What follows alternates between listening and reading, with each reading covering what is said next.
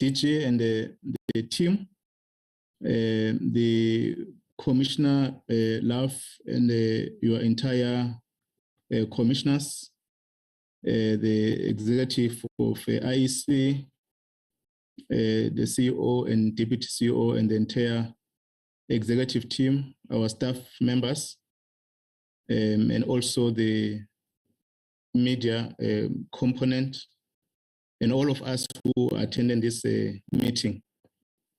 We are greeting you on behalf of members of the Portfolio Committee and afternoon members of the honorable members. We must thank also Mr. Matonsi and the team who worked tirelessly that were managing to schedule this Portfolio Committee this afternoon. As you know that the department are presenting their budget vote in Parliament. And today in the morning, there were 2 budget votes that were tabled before Parliament at a debate. So I want to appreciate yourself for taking time, also the team and the minister and your team and the Home IEC for joining this important meeting. We are taking a record of the previous presentation of a parliamentary legal service and the report that was presented by Mr. Salmon on the work that was done, and we'll continue to interact with the work as a result of the Constitutional Court judgment, the public hearings. And there were some of the areas which were referred for comment or responses from the Department of Home Affairs and the IEC. And this invitation is drawn within that context of receiving the comments from these 2 stakeholders, the IEC and Home Affairs, and will therefore engage members interface with that. The second point will be to receive the report that must be adopted in terms of the program which I was briefed earlier on. I'll be guided also by Mr. Matonzi. Yes, the consideration and adoption of the budget vote for Department of Home Affairs. That will be the last item. We have also met with the MENCO to reflect on the work of Home Affairs outside this agenda item. And amongst the issues were the tracing back of the work that were continuously to interact with the Home Affairs, Government Printing Works, and the IEC. We must appreciate, Minister, that there's some of the progress in terms of reporting to the issues that are raised by the public and also members of Parliament, various political parties, in relation to the work that or the issues that are raised by members of the public, the complaints, and to some extent there's a progress on some of the areas that we're able to identify. But also there's some weaknesses which I think we need to have a more active response, pay attention to the issues that are raised by members of Parliament. That are some of the issues that are being sent for inquiries and some of the complaints that are being raised by the public and the members of Parliament, and we don't able to respond to those issues in time, even if they're not critical issues that can take a day to respond to, unlike some of the issues that they have to undergo a process in terms of the legislation, the policy position of the department. The second point that I think I must raise in relation to the current developments around the matter that is receiving attention or is beginning to receive public attention around the student who is alleged that he has passed on as a result of the issues that are in relation to the payments. And I would like to and I get to interact with that matter yesterday in terms of the paperwork that the papers that have already exposed that matter.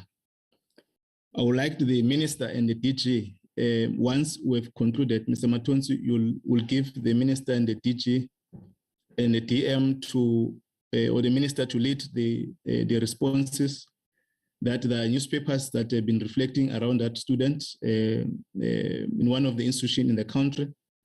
And I think there was also a communique on one of the former minister of, I think in Zimbabwe, if I'm recollecting well, the papers. But it's important, even if this matter has been raised in relation to the payment, because that is our oversight work, so that we're able, the committee, to have an authority in terms of clarity that should be offered by yourself, the minister, as you are presiding over the administration of Home Affairs. So we'll table that item, give an opportunity to respond to that.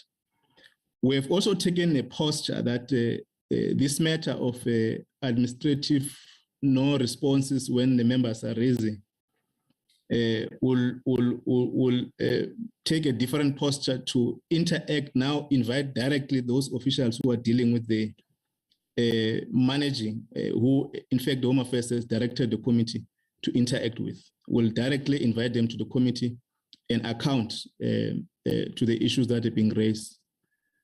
We've realized that it appears that there's a long route when you interact with the minister and the DG. So if the minister, there's no proper improvement around that, we're going to go down the DG to request yourself to invite those that are responsible for enabling to inform the public and engage on the issues that directly are raised by the department and by members of the public.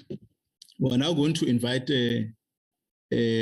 Matonsi to give us apologies if there's any apologies, and we'll invite the minister to introduce the team that is going to present on the item number 3 and item number 6. Then we'll then invite the minister to lead the item number 3, so that we don't get into introductions when we're inviting or getting to any item. Let's deal with the introductions on item number 2 and apologies, so that we're able to release members of the portfolio committee, yourselves. Today is Friday. I'm sure it was a long day since 10 o'clock. Members have been in the parliamentary sessions. Mr. Matonzi? Hi, Chairperson. From the committee side, there are no apologies, except that Ms. van der Merwe, she said she's driving. She might have difficulties in connecting, but she tried to connect. The one apology that I received from the ministry, but I see that the DM is also on the platform. There was an apology for the DM. Thanks, Chair. That's all. Okay. Thank you, Mr. Matonsi, for apology rendered. Noted. Minister, introductions of all the team you are leading, and apologies if you want to present them. Minister Mzolid. Thank you very much, Chairperson. Thank you, honorable members. Good afternoon to you. I will give this opportunity to the DG to introduce the team from Home Affairs. Thank you. Thank you, Mr. Makode, DG. Good afternoon, Chairperson. Good afternoon to the Minister. Good afternoon, Deputy Minister, and honorable members of the committee, and also the commissioners from the IEC, and also the CEO and Deputy CEO of the IEC. From our side, it's myself, and then we also joined by Advocate Michelle Dibier, who is standing in for Senior Counsel Butlander, who couldn't make it this afternoon. And then it's Advocate Moses Malakate from our legal services, and then Mozi Njokwe, Parliamentary Liaison Officer, and then Madiete Makure, the Chief Director responsible for communications at the Department of Home Affairs, Mr. Bonki Gwala. That's the team, Chairperson. Thank you so much. Thank you very much, DG and the Minister. I had earlier on requested that we must also, Minister, introduce the team of the IEC that will be dealing with item number 6, so that we don't go back to introductions. And Mr. Matonsi, you'll add the last item that the Minister has to respond to or comment on the issue, brief the committee on the issues that I've raised earlier on. Thank you, Minister.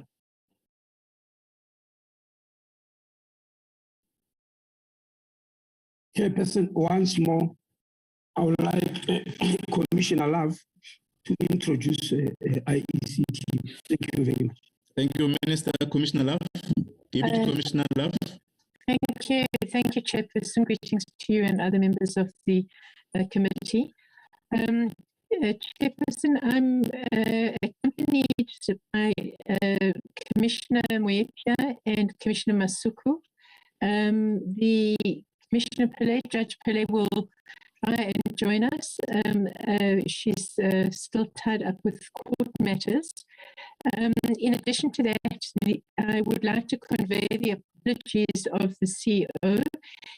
He is not able to attend today. He is not well, but the team is led by the Deputy CEO, Mr. Shiburi, and other members of EXCO are in attendance.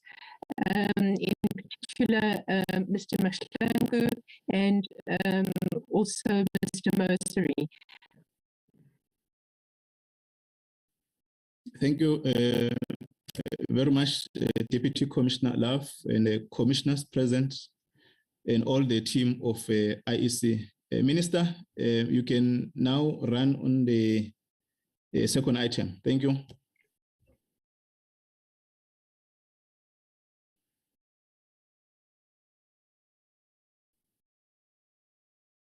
Thank you very much, Chairperson. The second item is emerged from parliamentary questions on the Electoral Amendment Bill 2022. We were asked to answer certain questions that were raised by the Parliamentary Legal Services in respect of the bill. And if I'm not mistaken, there were mainly 4 issues that were to respond to. The first one being the issue of voluntary association and independent candidates, whether independent candidates are allowed by the bill to form voluntary associations. And we're going to respond to that.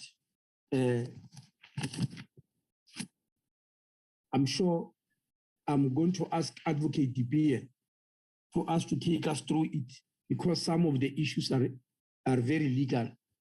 But on the side that is not necessarily legal is the side of the political and our thinking side. We want to maintain that the essence of the Constitutional Court judgment is to allow people to participate without association.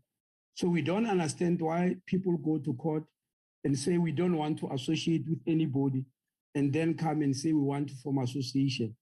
Yes, we agree associations can be formed if they are political parties, but the essence of the Constitutional Court in our understanding, it says people must be allowed to stand as individuals. If they want to associate, then they join political parties. That's our belief, but Advocate DeBeer will elaborate on it. The second issue is a requirement that an independent candidate must be a resident of the constituency they are contesting.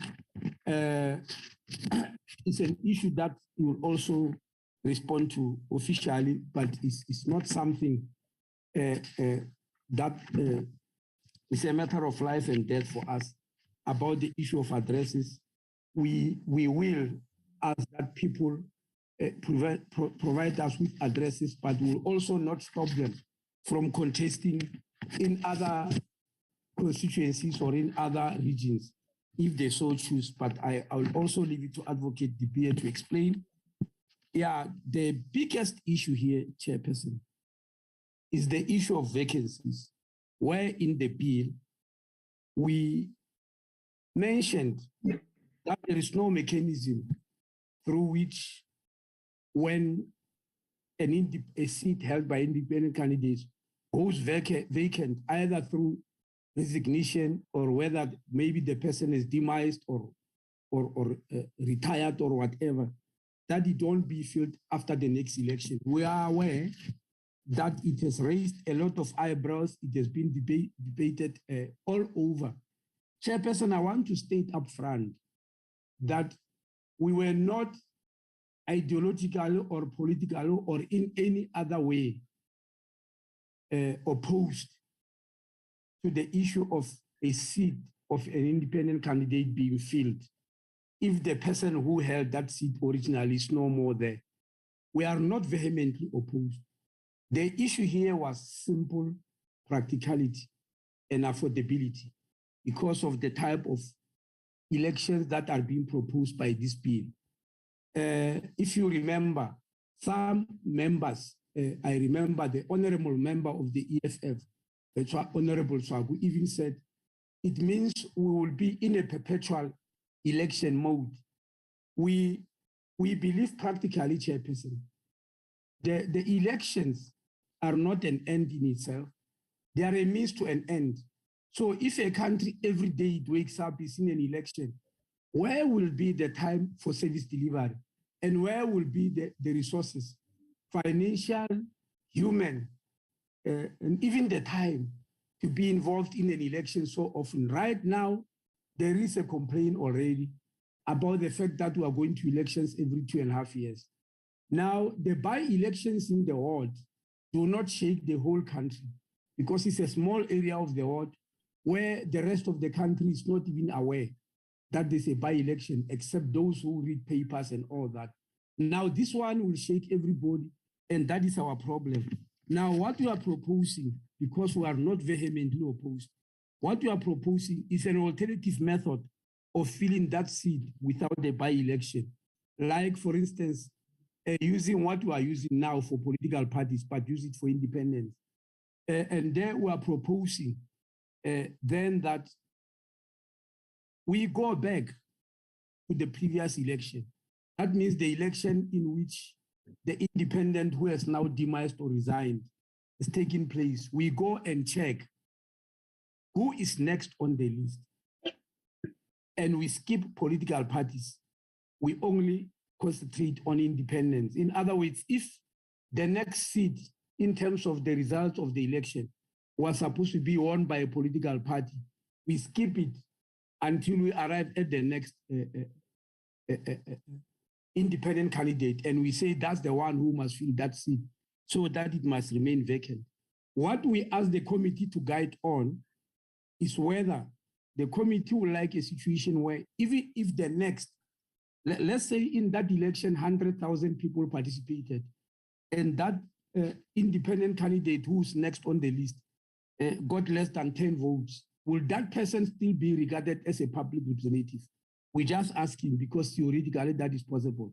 But in terms of the next person on the list taking over that seat, we are not opposed to that because, as I said, our opposition was not a principled one, it was a practical opposition. That practically, how do we do that? And throughout the whole public hearings and all that, nobody gave us any alternative except to insist that that seat must be filled. So we are giving that alternative today, that it must be filled by going back to the results of the election and check who was next on the list. The fourth issue is provision relating to party liaison committees and agents, whereby ever since the Electoral Commission was established, there's always been a party liaison committee. And as the word implies, it's a liaison committee of political parties. And now we have got independence.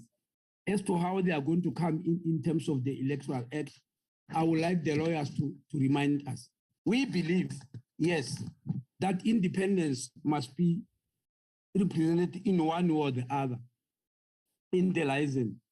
But this is a party liaison committee of political parties, and independents are independents. So we've got a proposal here we are going to make, which might end up having to go to the Electoral Court.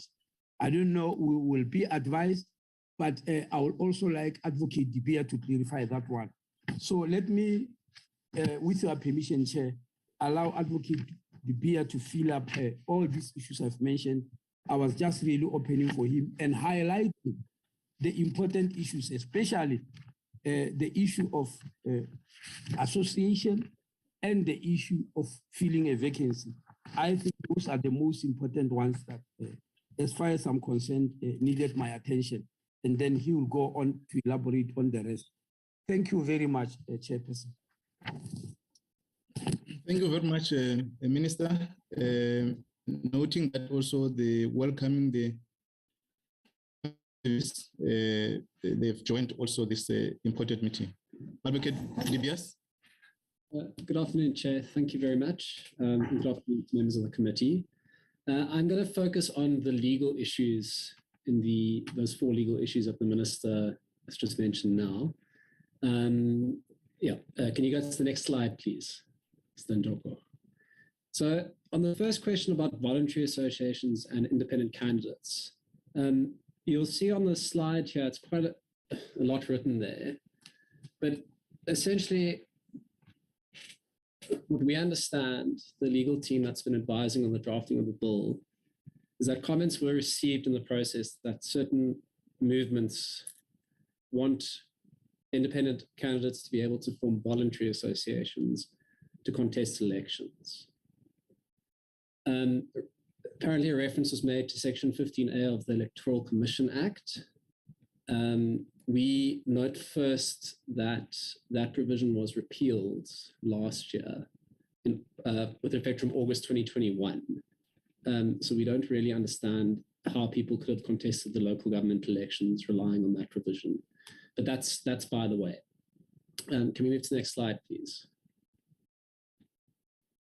So the substance of the issue is this.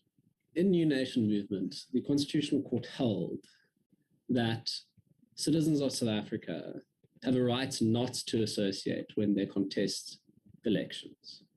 So they have a right not to participate in an association of people and through a political party. And the bill was prepared on the basis that it makes provision for independent candidates to contest elections without associating with people. And that's why currently the bill doesn't make provision for independent candidates to form another sort of group. Let's call it not a political party, but a voluntary association. Of course, sorry, can we move on to the next slide, please? Of course, independent candidates could form a group of people. They don't have to call themselves a political party, but they could form a group and register as, I'm going to call a political party under the Act. Nothing's stopping them from doing so. But what the amendment bill proposes to do is to make provision for those people who, like in the New Nation movement case, say they want to contest elections by not associating with other people. Can we move to the next slide, please?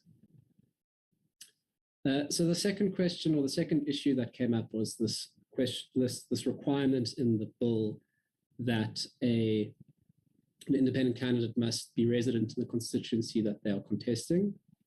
Now, members of the committee will know that the bill proposes that 200 seats in the National Assembly are regional seats, and that independent candidates can contest those 200 seats. And it's correct that the bill proposes that when registering as an independent candidate to contest the regional seats, one would have to show that they are resident within the constituency they want to contest and register to vote there. So what the bill also does, and it's up on the screen now, it also proposes inserting a new paragraph into Section 27 2C of the Electoral Act, and that will require the candidates on political party lists for regional seats, also to be registered to vote in the constituencies they want to contest. So the requirement would be the same. Can we go to the next slide, please? Something else that came up apparently was people questioned whether at local government elections there's a similar requirement, and presently there is. So if I want to contest, I live in Cape Town, the Cape Town, my ward, the local government election there, I have to be registered to vote in Cape Town, and we know that to be registered to vote somewhere, we have to give an address where we live. So that's where the idea of that requirement came from. And an argument that can be made is that having people ordinarily resident in the constituencies they're contesting sort of advances and gives effect to the values of accountability, responsiveness, and openness. And that's how I understand what the idea was behind that. And maybe move to the next slide, please. The next issue, as the minister highlighted, is that of vacancies. And it is quite a, excuse me, a vexed issue.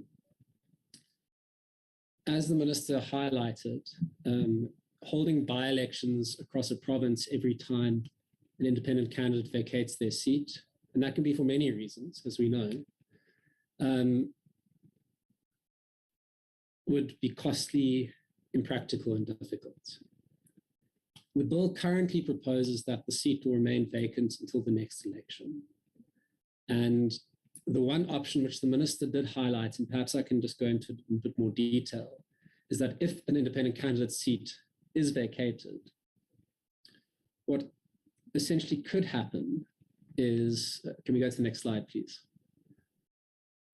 It is on the next slide, is that the votes for that independent candidate will essentially be forfeited. And then the seats will be reallocated in accordance with the votes that are left over. And as the minister was saying, it could either go to whoever the next person on the list is, and that might be a political party, or a policy choice could be made. I'm going to emphasize the word policy, because that's not my expertise, but that'll be the Honourable House's expertise, that the next independent candidate could fill the vacated seat. So there are options of doing it.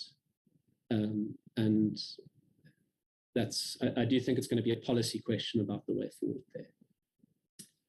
Maybe we go to the next slide, please.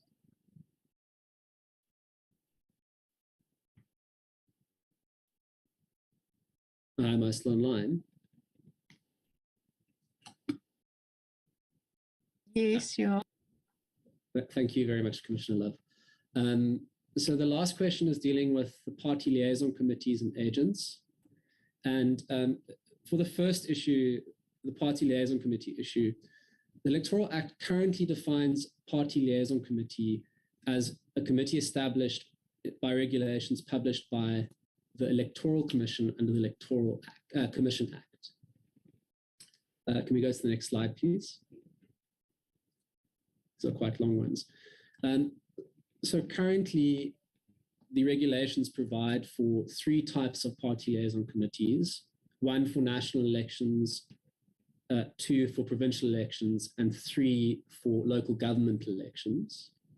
And in the provision, I think it is on the next slide, if I'm asked to go there, it's Regulation 2.3.3, already contemplates at local government level the inclusion of representatives for independent candidates on party liaison committees. So the upshot of all of this is that the work that needs to be done on including independent candidates in party liaison committees is not in the Electoral Act, which is what the Amendment Bill is focusing on, but in the regulations passed by the Electoral Commission. Now, I do take a point that the Electoral Act speaks about a party liaison committee, and perhaps the term party liaison is not an appropriate term if we are including independent candidates in elections generally. So an amendment could be made to the Act to change the terminology. And again, I would welcome the views of the members of the committee of an appropriate term there. The last question is agents, which I think is on the last page of the slide, of the presentation. Apologies, it's the next slide. Thank you. Currently, the bill does not make provision for agents for independent candidates to be appointed. And we have considered it, and we think there might be an argument that it's unfair, put it in simple terms, to allow political parties to appoint agents who can monitor elections and voting at voting stations, but not provide the same opportunity for independent candidates to do so as well. A practical question might be if every independent candidate can appoint agents, you may land up having many agents running around voting stations. I mean, this might be a bit overblown. So if that's a concern that does need to be addressed, there may be a different way of dealing with agents. But we do think that some provision does need to be made for independent candidates to have an opportunity to appoint agents. I just want to have a look at my notes quickly. I think that's all I need to say for now. Yes, thank you very much. And thank you, Minister, and thank you to the members of the committee and the chairperson for giving us the opportunity to respond. Thank you very much, Advocate Bier, for the brief responses arising from the presentation made by the Parliamentary Legal Service and the report that was presented by Mr. Salmon as a result of the public hearing. And I think take account to the issues raised by the public stakeholders and political parties in that space. We're going to invite members to comment or raise questions around the presentation that has been made. We will take Honorable Mulekwa, we'll take Honorable Kanyile, we'll take Honorable Ruos, we'll take Honorable Lekhwase, we'll take Honorable Ramolobe, and we'll take Honorable Lizel and Honorable Pillay. Mr. Matons, you'll advise when other members have joined. Yeah, in that order, Honorable Mulekwa. Thank you very much, Chairperson. We appreciate the response by the department as been presented by Advocate Bier. Chairperson, we take note and welcome the response has been presented. Thank you. Thank you very much, Honorable Kanyile.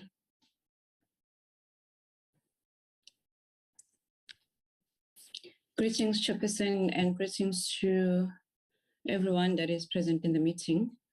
We are noting the responses that we have just received, and I think it has provided clarity, especially in terms of what needs to happen if a member of an independent passes away, because one would have thought that was going to actually have a negative impact on the service delivery. Maybe going forward, I do think we're going to have to look at the issue of party agents. I do believe that it is fair to have independent candidates having their party agents that are going to look at their vote in various voting districts. However, maybe the IEC can guide us in terms of the number of the people that can be accommodated in each VD, because the sizes of the VDs, they vary. You find that some VDs are actually more than others. I think going forward, those are some of the issues that we will need to look at. Thank you so much.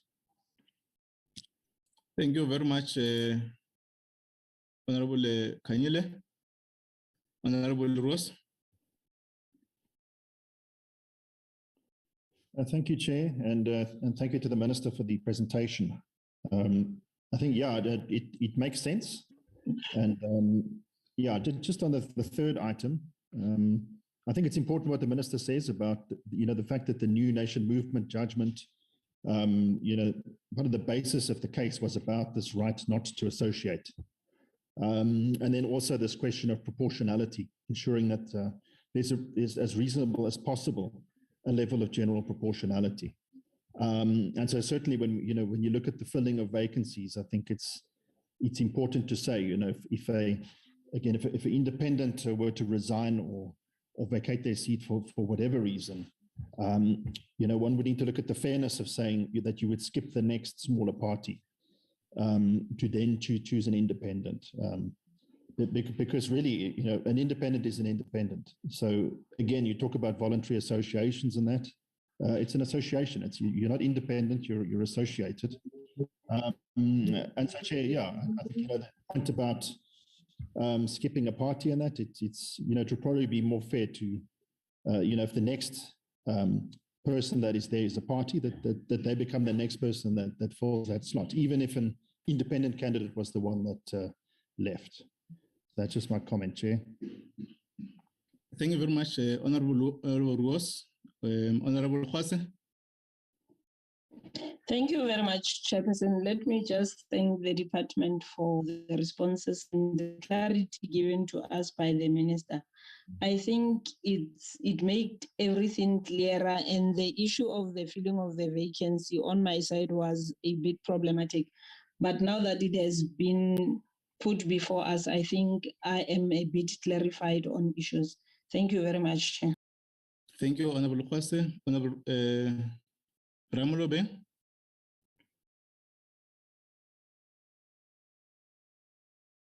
Thanks, Chair. I'm finding difficulties to unmute. Good afternoon to colleagues. Chair, I note the response from the department and the clarity we got from the Minister. Those are my comments. Thank you. Thank you, Honorable Lizel.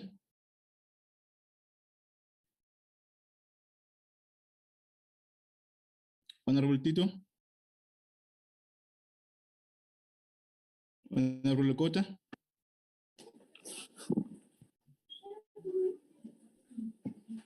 Honorable Tswako. Honorable Pile. Thank you very much, Chairperson.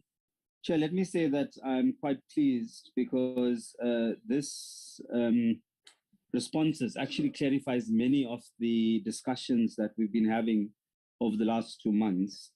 And I want to draw specific and special mention to that of filling of vacancies, but also to seek clarity, because I heard the advocate say that we would take the next one on the list, be it independent or political party. If you can just clarify, what does that mean? Because I would need to know if we've done the allocation in terms of the formula, and then you've allocated seats. If I'm given to understand, the first round was independents and the second round was political parties.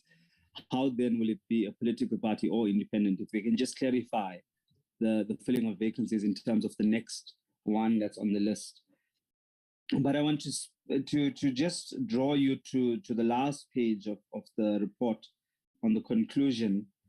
And I think it's the most important thing for me when it says that 5.2.1, this has serious implications with the increased cost of elections. And then 5.2.2, the threshold which the Commission must adopt for determining qualification to be a candidate, whether by way of monetary deposit and demonstration of electoral support, may have to be adjusted upward to obviate privately without creating perceptions that barriers are being placed to participation.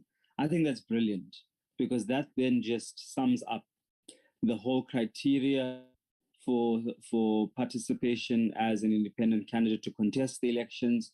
And also it avoids a lengthy ballot paper or ballot book, like we were saying. So I think for me, all the points here raised are salient and are key to how we can be able to move forward. And I now see that we are coming towards the end and seeing the light at this tunnel. Thank you. Thank you very much, colleagues, for clarity and comments. And I think some of the issues will, now that the IC will be coming back, they may take some of the issues in relation to the party liaison committee.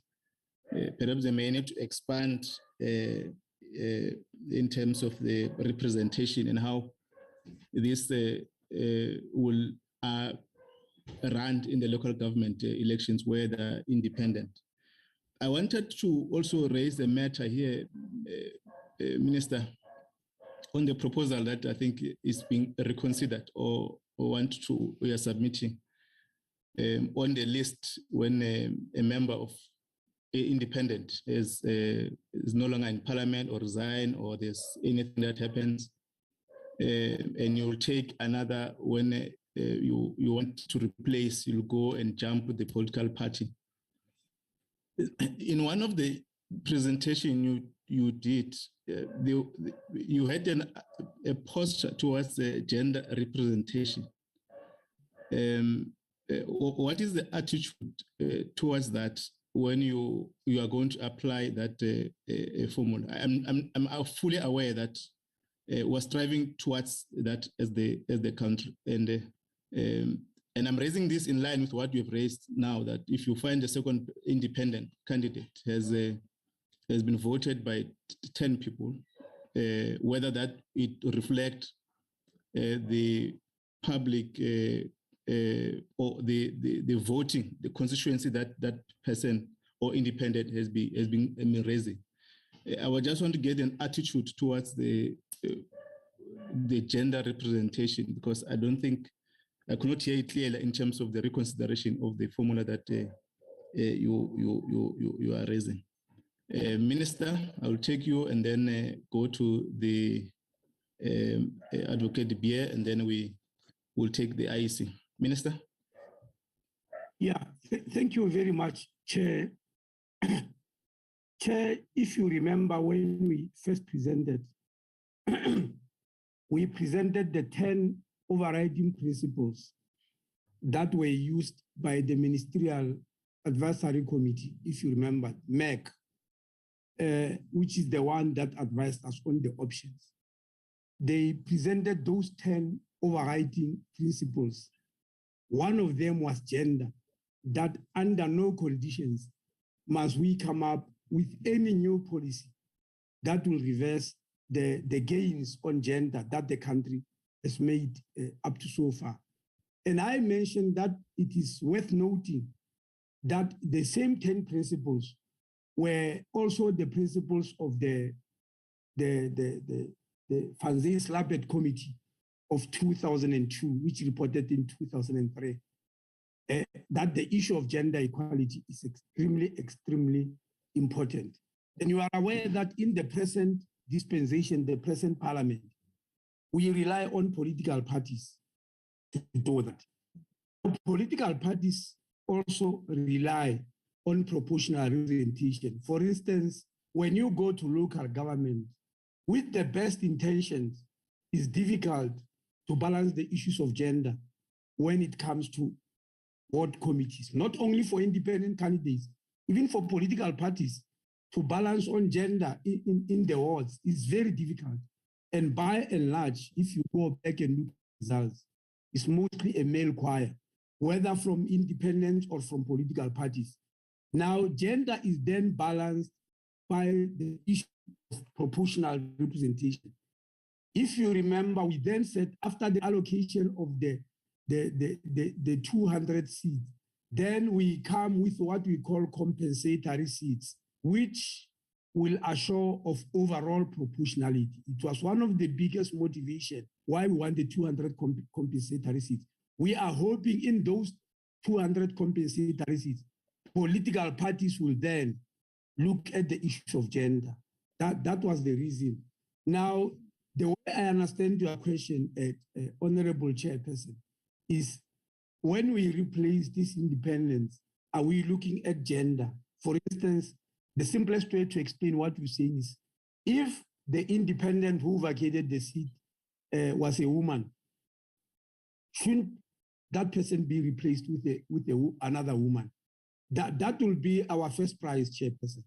Completely, I agree with you on that one.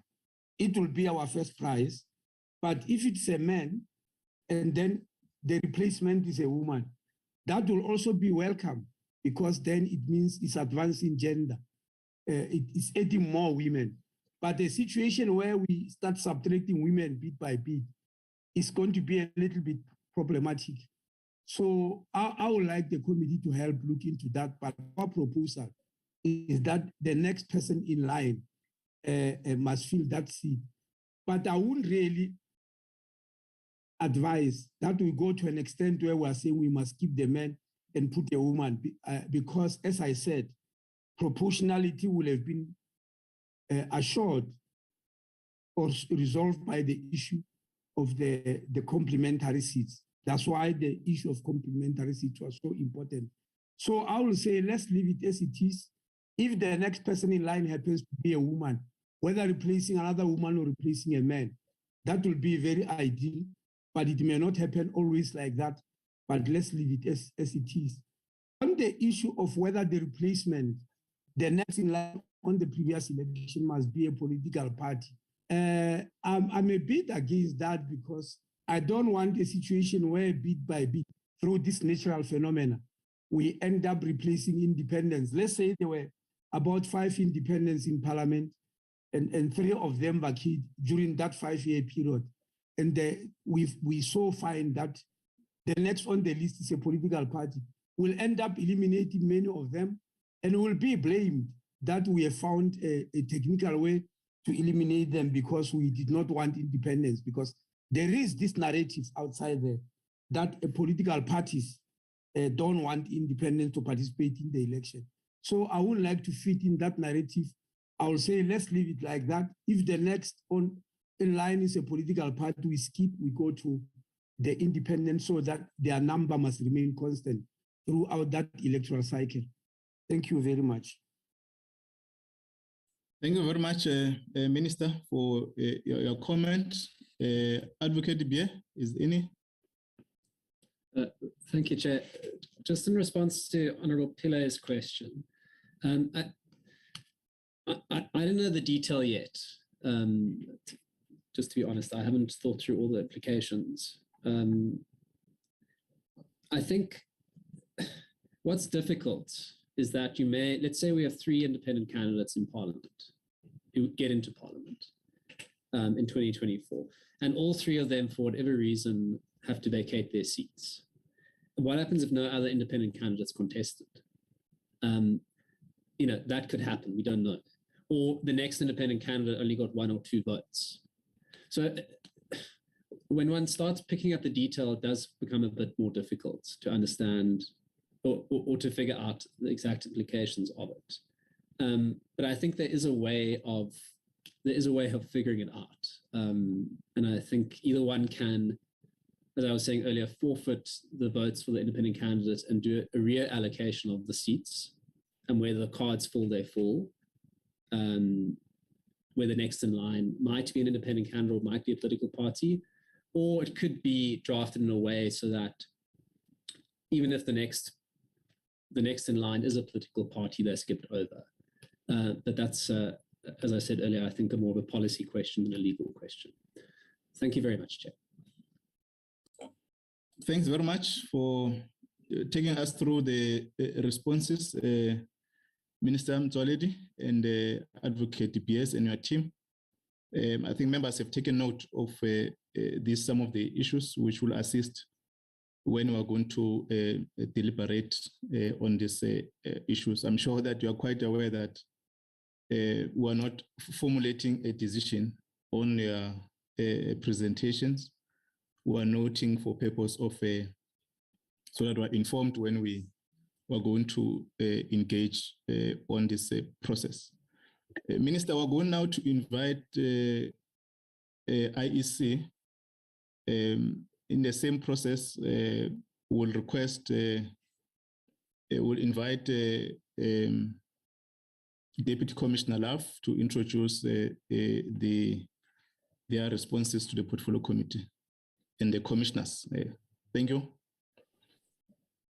Thank you very much, Chairperson, and again to the honourable members of the committee. The presentation, well, we've sent a full submission which has a fair amount of detail, and the presentation that we make is really based on the bill as it is before Parliament, and the responses that we have to that bill are really to place suggestions before the committee in relation to that bill specifically that provide some kind of technical advice and possibility for the committee to consider. So we focus on 5 key questions and then raise a couple of other supplementary issues. And we are, the point that we wanted to emphasize is that aside from, of course, engaging with you today and answering whatever questions.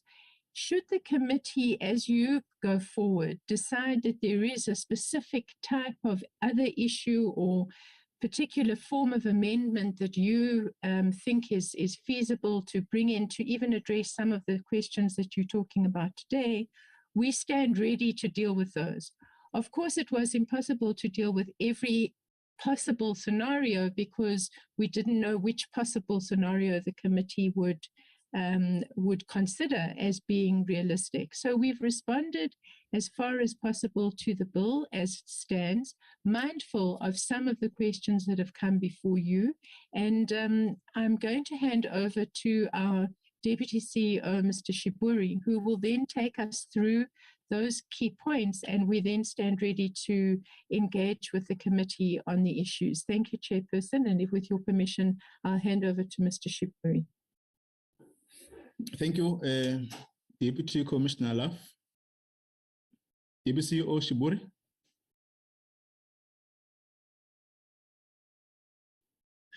Thank you, Chair. Good afternoon to the Minister, members of the Commission, and the honorable members of the Portfolio Committee.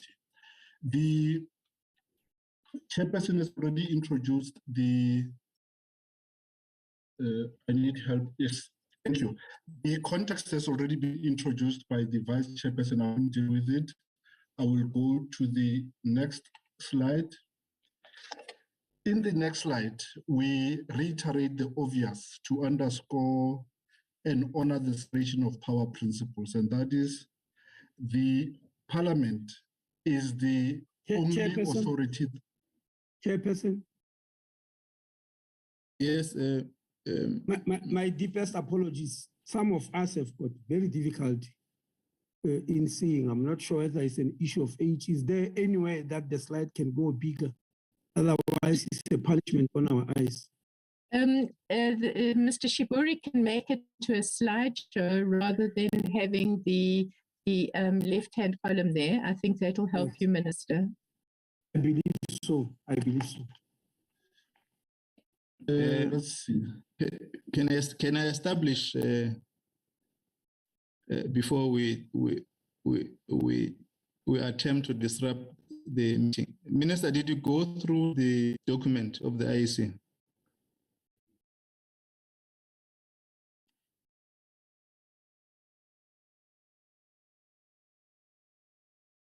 Minister?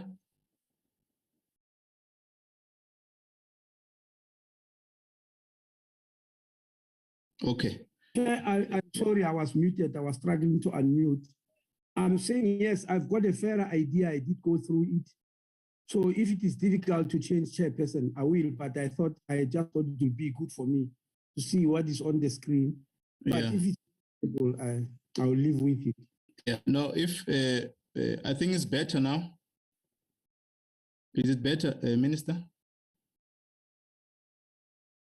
Chair is better, but I don't know why they're failing to do slideshow, because slideshow will solve all the problems, as the vice, chair of the commission is saying.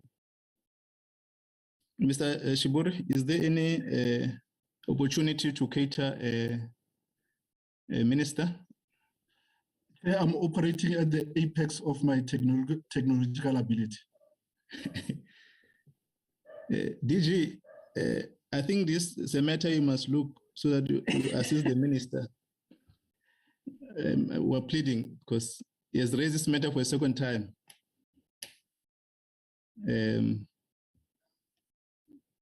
Let's see how we assist the minister in future, DG. Chairperson, I'm not sure why officials do this. This morning in the JCPS cluster is the same thing. Some of us are out of sight. I started putting spectacles at the age of 18, and my eyesight is continuously failing. And Minister, let's not motivate. I don't know why they confine us, because Minister, the is so huge, it can accommodate. Minister, sir, Minister, Chair. Let's not motivate the challenge and focus on the subject matter.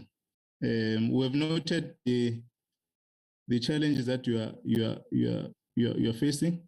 I think let's get mechanism on how we can resolve it. But in the meantime, Mr. Shiburu, can you proceed with the presentation? The IT team, in the meantime, will assist to properly screen the presentation. Thank you. Your intervention. I see Mr. Salmon has his hands up. Okay, Mr. Salmon.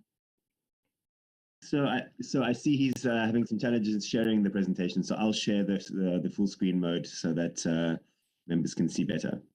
Thank you. Okay. Thank you, Adam. Thank you for your intervention. Minister, I think we're collectively intervening on your challenge. Thank you, Mr. Salmon. Can you proceed? In the meantime, Mr. Shiburu. Thank you, Chair. I was on the background slide, and there we just reiterate the obvious to underscore that we want to honor the important principle of the separation of power. And that is achieved by us acknowledging that Parliament is the only legitimate body that has the authority to make policy choices on the electoral system.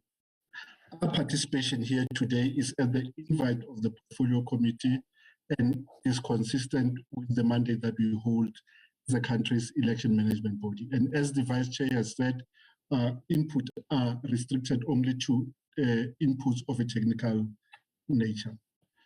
In order to frame our input, we want to repeat what we understand by the bill. Is that the bill has adopted a minimalistic option, which is one of the two approaches proposed in the Ministerial Advisory Committee report. And the bill envisages to accommodate independence in the current electoral scheme by doing the following. One, dividing the 400 seats in the National Assembly into 200 regional seats and 200 compensatory seats.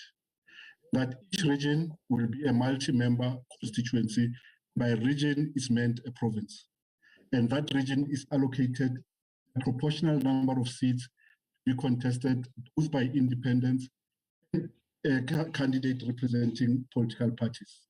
And that to avoid confusion, the 200 compensatory seats are reserved for contest only by political parties. The first theme that we traverse in the submission is as follows, Chair. And as the Vice Chair has indicated, we are not attempting a clause by clause analysis of the bill, but rather grouping up submission into themes. We have also noted that the input by the Minister and Advocate De Beer has introduced new proposals. So in some respect, the suggestion by the Commission may be rendered academic because of the new introductions that the Minister and Advocate De Beer have proposed. And this largely in two areas, as it relates to the vacancies and how you fill them as they relate to independent candidates. Secondly, it relates to the requirement for residency for independent to contest in a region. We'll start with the first theme, and that theme deals with the allocation of seats in the National Assembly. How we have structured our input is that we first set out and summarize what the current Act as it stands before it's amended provides for. And secondly, we deal with what we understand to be the contents of the bill, and where necessary, we offer suggestions by the Commission. The current Electoral Act as it stands allocates seats to the National Assembly per region. Mr. Shiburu, sorry, who's moving the slides? We are on the right slide. Okay. Yes. Chairperson, I've only got a PDF, not this presentation. They sent us another document, not this document, so I can't share it yet. On the screen is still remaining background, or is the slides moving? The slides aren't moving, and I'm in the process of sending Mr. Salmon the full presentation as he's requested. So I'm doing that right now. Okay, yeah. No, I think it'll just take another minute. So if you can just give me that minute so that I can do that for Mr. Salmon, just to send in for presentation. Thank you. Yes, apologies, Deputy CEO. We're trying to, so that all of us were able to, even though those that didn't receive the presentation are able to get the, follow the IEC presentation. I'm sure our apologies accepted, Mr. Shur. It was not required, Chair, in the first place. I should be apologizing. Thank you. No, I'm taking responsibility. That I'm saying, I'm sure it's accepted. Thank you, Chair. Have you received it yet, Adam? I'm still checking. No, it hasn't arrived yet, but I'll keep checking and share it as soon as it arrives. I have sent it to you. I've got it. Thank you. Good.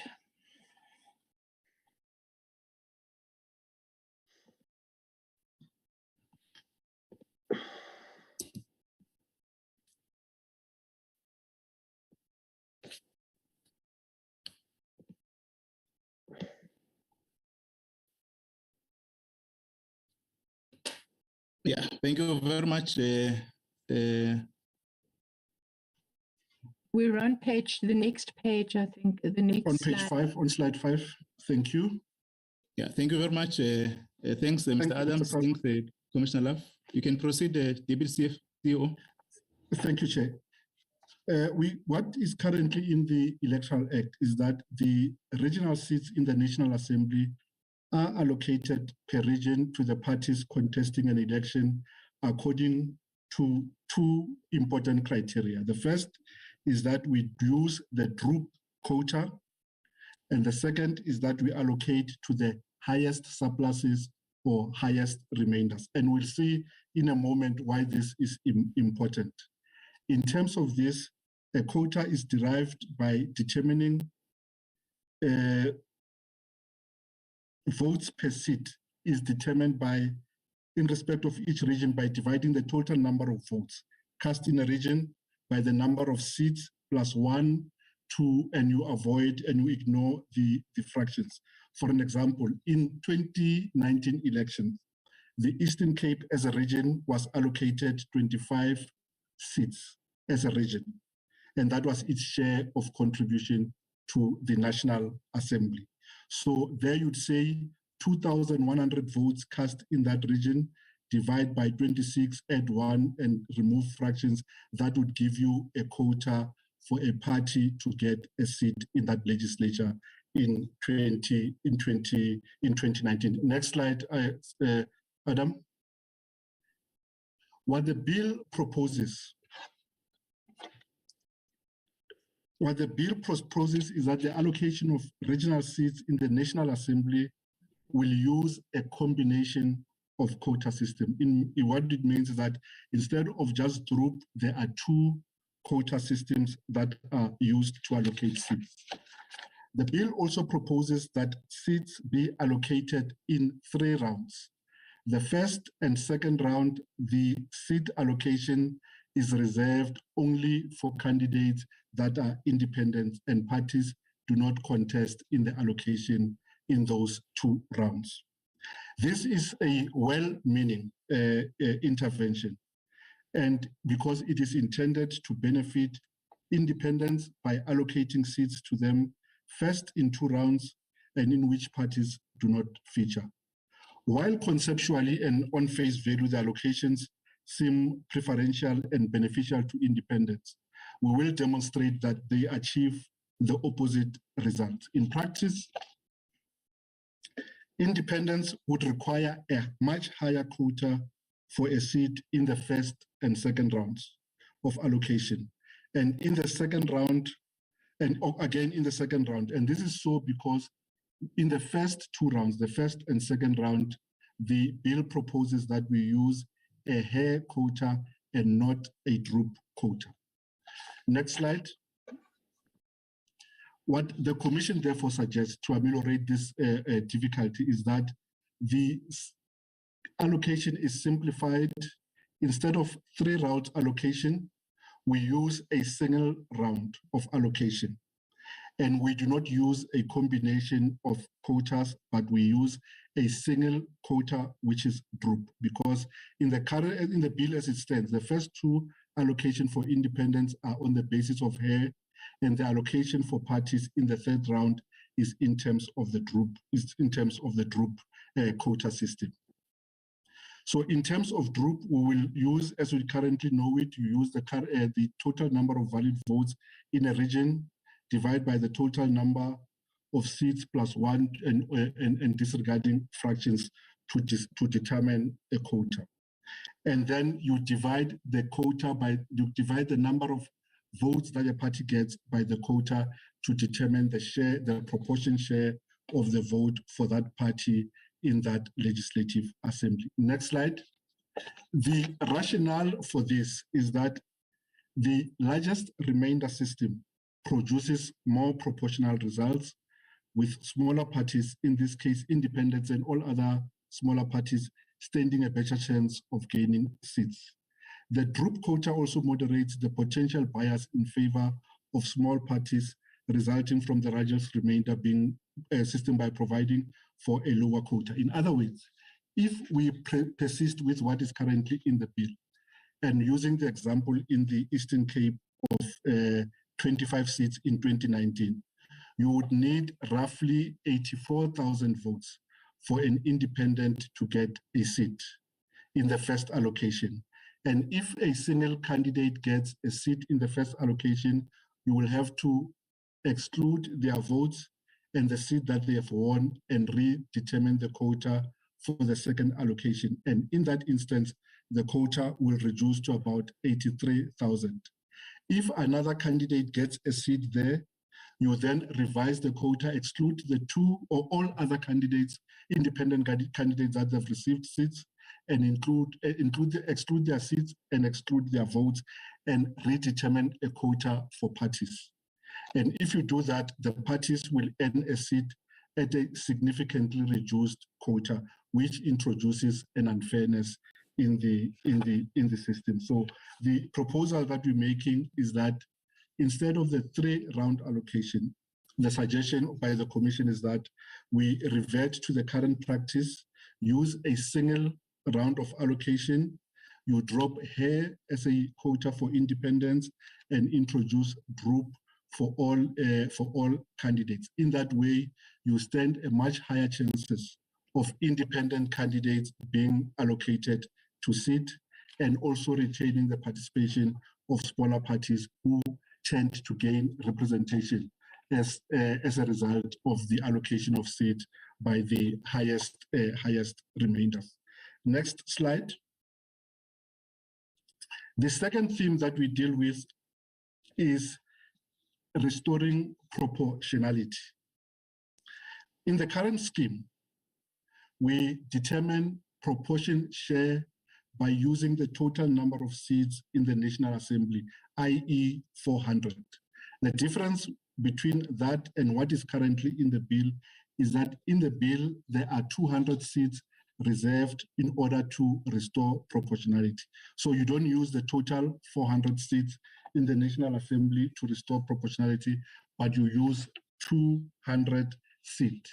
The unintended consequence of that is that if you use 200 to restore proportionality, you almost invariably and unintentionally doubling the quota. So instead of the current 40,000 votes that a party needs to get a seat,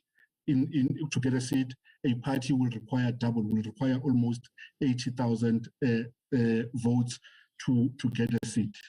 The outcome that is not intended there is that it may obliterate smaller parties. It makes it more difficult for independent to get a seat, and it may dilute the plurality of voices in the legislative assembly. The proposal or suggestion that the Commission is making is that we use or retain the current scheme where we use the 600 seat and we adapt it as follows to accommodate the independents. First, you determine the national quota by dividing the total valid votes cast by 400 plus 1 minus independent seats that have been allocated. The result plus 1 disregarding fractions becomes the national proportion quota. In other words, instead of parties requiring double the votes to get a seat, as proposed in the bill, the parties will only require half of those votes because you are restoring proportionality out of the 400 seats by removing the votes that have been won by independents rather than locking the restoration of proportion only to the 200 seats. And the rationale for the suggestion is that the proposition ameliorates the obvious distortion of the requirement for an electoral system that results in general in proportional representation. The next slide please. Next slide, Adam. Thanks. The third theme deals with the filling of vacancies in respect of independent candidates. Again, we have noted the new proposal that has been presented by the department. View there, and the slide simply is concerned with achieving an equitable treatment of candidates. In other words, not treating candidates differently only on the basis that one represents a political party and the other is an independent. So instead of leaving the seat that is vacated by an independent vacant for the term, we propose two things. The first is that the seat is allocated to the party or qualified available independent candidate with the highest remainder of votes in the relevant regional election. The distinction between what we're saying and what the department presented a few minutes back is that we do not anticipate a reservation of seat. In other words, if a seat is vacated by an independent, that seat is not reserved to be filled by another independent. And the reason there is that if you do that, you may be distorting the value of the vote. You may be offending the principle of equal weight to a vote, because it is possible, if you skip political parties, it is possible that you may skip a political party which qualifies in terms of the new revised quota and end up allocating that seat to an independent who got far less seats than any of the political parties once we have done the reallocation and recalculation of seats. Next slide. So we are of the view that the seat should not remain vacant for the term, that we can use a recalculation of the result on election day to achieve a replacement. But the only distinction between our suggestion and what the department has suggested is that we do not have, in our formulation, we do not have a reservation of seat, that a seat vacated by an independent must go to another independent. And the rationale for that is as follows, is that if you do that, you may negatively affect the requirement of general proportionality, the right of equality before the law, the express requirement that vacancies must be filled in terms of national legislation, and the minimum representative prescribed by the Constitution and national legislation. In terms of the Constitution and legislation, the number of seats in Parliament are determined at maximum 400 and no fewer than 350. So if you have a high number of independents and those seats are left vacant for the term, you may distort the proportionality of the Legislative Assembly, but also that you may run the risk that that chamber is no longer proportional, because if the will of the voter was that there are 10 independent candidates in the chamber and 9 of them lose their seats and those seats are not filled, you have 9 seats that are not represented and the proportion vote has no voice in the chamber. So in summary and simply put, our proposal is as follows. If the will of the people proportionally expressed is that a legislature must comprise, among others, 5 independent candidates and 2 vacate office during a term, leaving the seat unfilled for the remainder of the term brings about a result that is no longer proportional and one that does not reflect the will of the people as expressed in the result of the result. Next slide, Adam, to the 4th theme, which is eligibility of candidates to contest regional elections for the National Assembly and elections of provincial legislatures. Again, here we have noted the proposal by the department, which was made this afternoon, and therefore the summary in our presentation may not be entirely accurate and represent the current position. But as it currently stands, the bill places a residency requirement on independents who are contesting in the region when there is no corresponding requirement for political parties. The sentiment of the Commission is that this may be impacting on candidates in an unequal manner. Next slide, Adam. So we propose the following. We propose that a qualifying independent candidate who is registered as a voter must be entitled to contest the regional elections in all the 9 regions. In other words, we recommend that we remove the residency requirement and the requirement that the person must be registered as a voter in that region. This, however, does not equate to the ability of independent candidates to aggregate votes across all the 9 regions, because they can only represent themselves because they are independent.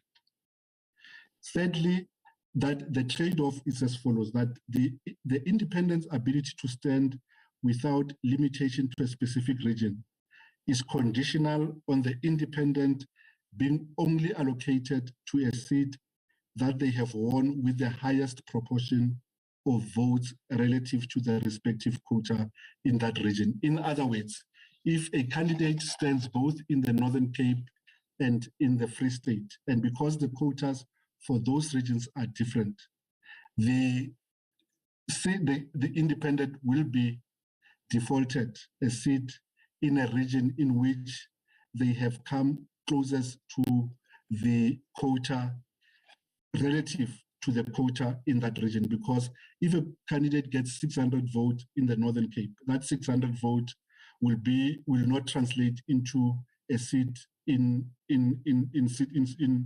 Gauteng. Well, it could possibly translate into a seat in another region. So the trade-off is that a candidate who stands in multiple regions will be locked into a seat that they win by the highest proportion of votes relative to the quota of that region.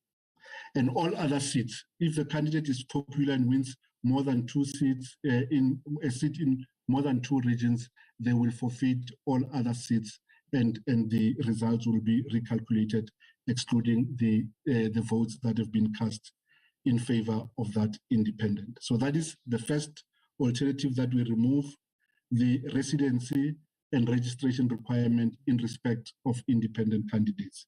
However, if this suggestion doesn't find favor, in the alternative, we propose that both independent candidates and political party candidates appearing on regional lists for the National Assembly and provincial legislative parties must be subjected to the same requirements of registration and residence in the region they are contesting. And I think this finds favor with the proposal tabled by the department this afternoon. Next slide, Mr. Salmon. And the rationale for this is that the Commission appreciates that the requirement is intended to foster better accountability in respect of independent candidates, but the Commission remains concerned that to the extent that the same requirement does not apply to party candidates, it may impact contestants in an uneven manner. The next theme on the next slide speaks to the number of ballots. And I'll skip straight to the next slide, Mr. Salmon, to what is contained in the bill. The bill proposes to retain the same scheme. In other words, that for national and provincial elections, voters receive 2 ballot papers. And that the ballot paper used for the region and for the national remains the same ballot paper, with the only change that in the region, it will include the names of independents that are contesting that region. The Commission is not averse to that formulation, but wants to place before the consideration of the department and the portfolio committee a proposition in the following terms: that instead of 2, 3 ballots be used for the elections. The first ballot will be for the elections of the 200 compensatory seats that are reserved for members of the National Assembly, which is a closed list election. The second ballot will be for the regional elections of the 200 members of the National Assembly. And because these are regional ballots, they will vary region by region depending on the uniqueness of parties contesting and independents contesting in those regions. The third ballot on the next slide will be of election of members of the provincial legislatures in each province. These are provincial ballots, and the names of parties and independent parties will be unique to contestants in that province. The rationale for the suggestion is as follows. 1, the Commission has considered whether its suggestion will not add an additional complexity to the elections for members of the National Assembly and provincial legislatures. And it has come to a view that the proposition will make it easier for voters to make informed choices, thus giving effect to the will of the people. Secondly, because people are not limited to 1 ballot for regional and direct election of National Assembly, they are no longer faced with a non-binary choice, with a binary choice of either or. So a voter may exercise an election to split their vote, to vote for an independent in the regional constituency election, and to vote for a party in the 200 compensatory seat. If you do not introduce the third ballot paper, a voter is faced with a choice of only making 1 mark on a ballot, and therefore does not give the voter a chance. So as the third ballot may facilitate the making of a choice by a voter on a more rational basis. The next slide deals with the rationale. The suggestion facilitates the participation of voters abroad in election of the 200 National Assembly compensatory seat, because, as we all know, voters who vote outside of the Republic only vote for the National Assembly on the National Assembly election. So this is consistent with the scheme as it currently stands, but also for voters inside the country. It gives them much better choice to exercise tactical voting if they are faced with a choice between an independent and a party. So they can vote for an independent in a region and still vote for that party in the National Assembly. I'll increase speed now, Chair. The next theme deals with, on the next slide, deals with the consequential matters. And these have been eloquently dealt with by the Parliamentary Legal Services as well as by the department. I will not spend a lot of time on these ones. We know them, we will deal with them. And just make the few concluding remarks. It would be remiss if, on behalf of the Commission, I do not register some of the apprehensions that the Commission hold. The first is that the increase in the number of electoral contestants has consequences. And those consequences may be expressed in the following way, and this is by no means exhaustive. 1, it has implications for electoral logistics, but we do not want to make an argument about difficulty and logistical or administrative difficulties, but to look at it from the prism of a voter.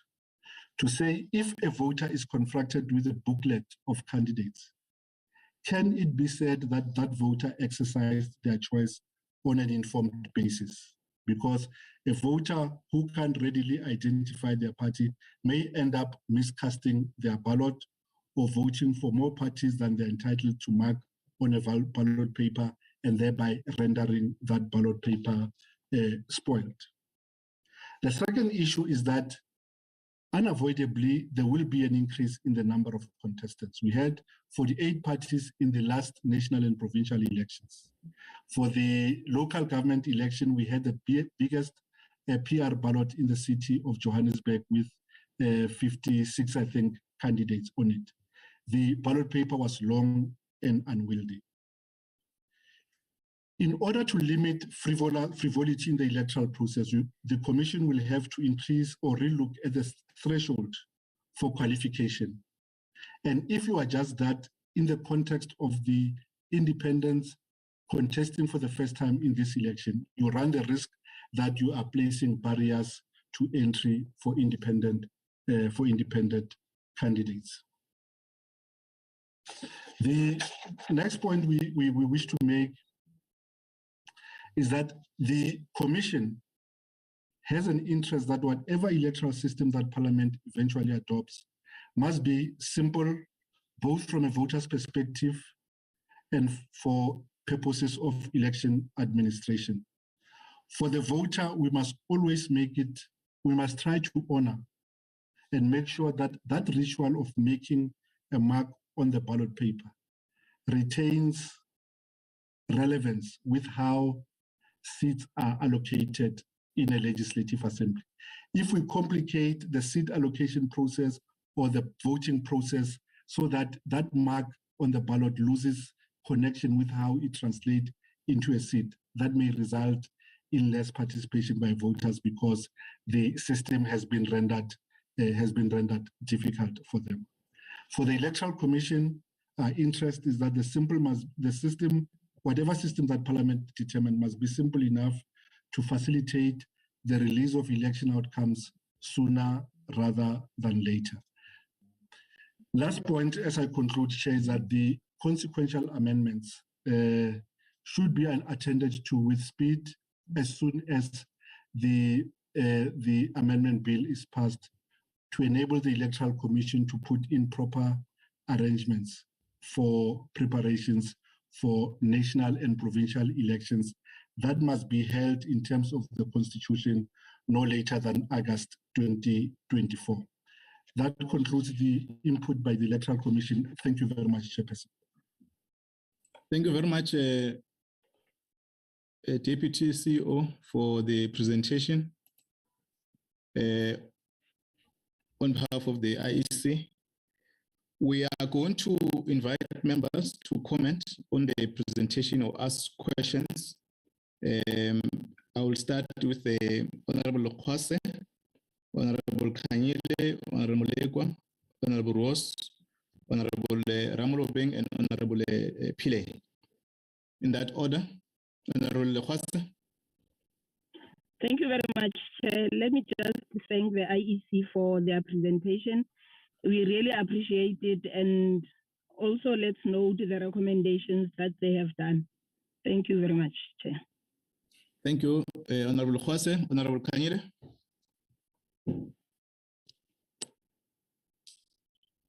Thank you so much, Chairperson. I think it is only fair to say these proposals are quite suitable and welcome the presentation by the IEC. Thank you so much. Honorable Mulekwa. Thank you very much, Chairperson. We appreciate the presentation presented by the Commission and also take note of the report. But Chairperson, I just want to check a small issue with the Commission on the filling of vacancy, that the proposal made by the Commission is it not going to cause confusion among political parties or independents? Is there any other mechanism that the Commission can propose on the issue of filling of vacancy?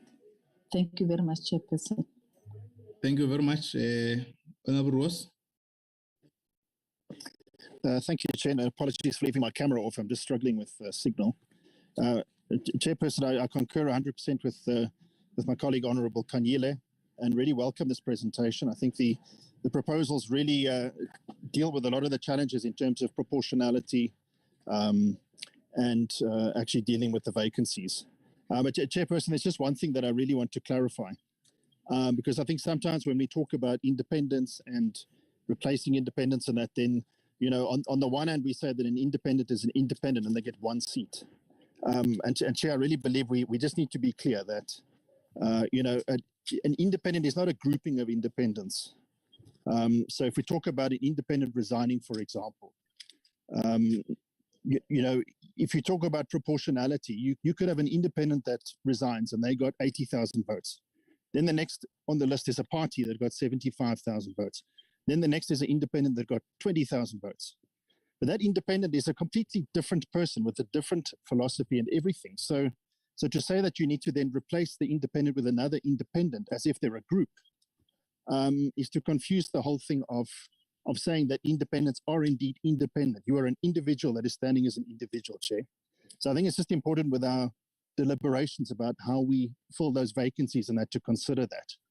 And that also, you know, we should consider that as much as the court case ruled that independents have the right to contest as individuals based on the fact or their right to not associate, that political parties, they contest on their right to associate.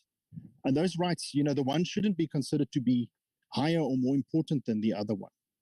So, Chair, that's just something that I wanted to highlight as we deliberate. Thank you, Chair. Thank you, Honorable Ross. Thanks very much, Honorable Ramulobe.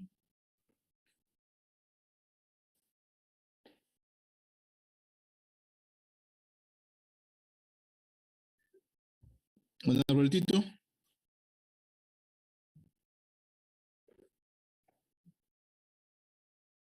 Honorable Kota. Honorable Twako. Honorable Pillay. Thank you very much, Chairperson. Let me first apologize for earlier making reference to IEC when the presentation only came now. But Chair, I think I'm being clarified in terms of the filling of vacancies, in terms of the submission made now, that it's clear that when you readjust or recalculate or look at filling in vacancies, it could either be a political party or an independent. And I think we must just clarify what Honorable Roos was just saying, because I don't think there was mention of replacing an independent with an independent. What it said was replacing that seat by whoever then is the next in terms of the vote outcome, in terms of the election results, who would then have the highest in terms of that allocation, and they would be allocated that seat. So I think that clarifies it. And I think that a lot of the submissions really then just concretizes what has been happened or what we've been deliberating on. And I like the fact that there was talk about ballot booklets and how we can now make it easier in terms of ballot papers. Chair, holistically, I must say that this really gives us direction as a committee. We appreciate the responses made by the IEC. Remember, ultimately, it's the IEC who runs the election. So we are guided by their submissions, and we will then take this as we move forward. Thank you very much, Chair. Thanks very much, honorable members. I think that is the issues raised by, and you can establish now a COC board that there are expression of two views in terms of issues that Honorable Pillay and Honorable Ross have raised in relation to the replacement, and I think you will offer a comment on that. There's an issue which we raised earlier on, also Honorable Kanyile, around the participation of the independent in the party liaison committee. Perhaps if you can expand what maybe the attitude towards this question or the expression of the IEC in relation to the participation of the independent. So there are two in the main issues that are raised, but general comments that are arising from for members for noting. I'm going to. I see the hand of Minister, and I don't know whether he wants to respond on the presentation of IEC. What I will advise is that let's get the IEC responding if there's any response or comment on the presentation. Then the minister will be last to make a response or comment on the issues. I will invite the Deputy CEO to make responses. Then I will then invite the commissioners to comment, and then the minister to close remark on the issues. If there are follow-up from members, I will attempt to request to go back to members for areas that the responses may not have been fairly clarified. Mr. Shibore? Thank you, Chair, and thank you, Honorable Lengwase, Honorable Kanyile, Honorable Mulekwa for the feedback. Honorable Rose, we are not at odds. What we are proposing, and the suggestion as follows, is that we do not think it is proper to leave one category of seat vacant only because they were filled by independents. We suggest that we must find a way of filling those seats. And what we are proposing is that we do a recalculation akin to a forfeiture recalculation. In other words, you take the results from the last election, you exclude all the votes that you've allocated seats for, you also add the independent who has just lost the seat, you remove their votes and exclude their seat and do a recalculation.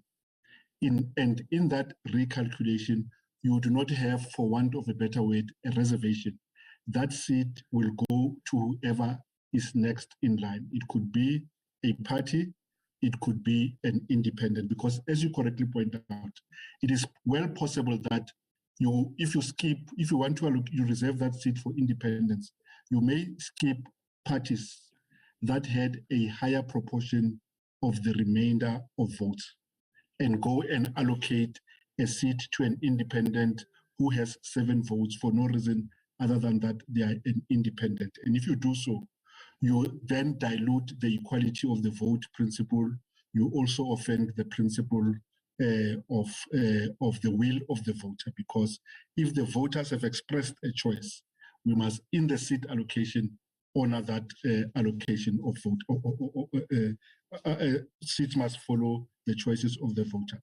Honorable Pillay, thank you for clarifying the understanding. That is what we had intended to communicate.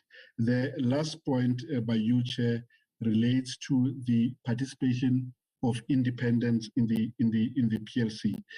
We have this as part of the consequential amendment that we must do. This is entirely within the remit of the Electoral Commission. We will deal with that, and to give members a level of comfort. This is chartered territory for us, because in local government election and in by-elections, we have independents and we have a well-established and trusted scheme to accommodate them in participation in the PLC. Thank you very much, Chair. Thank you very much, Deputy CEO Shibori, for the presentation and also the comment you have shared with the committee. I'm going to invite commissioners. Deputy Commissioner Love, you will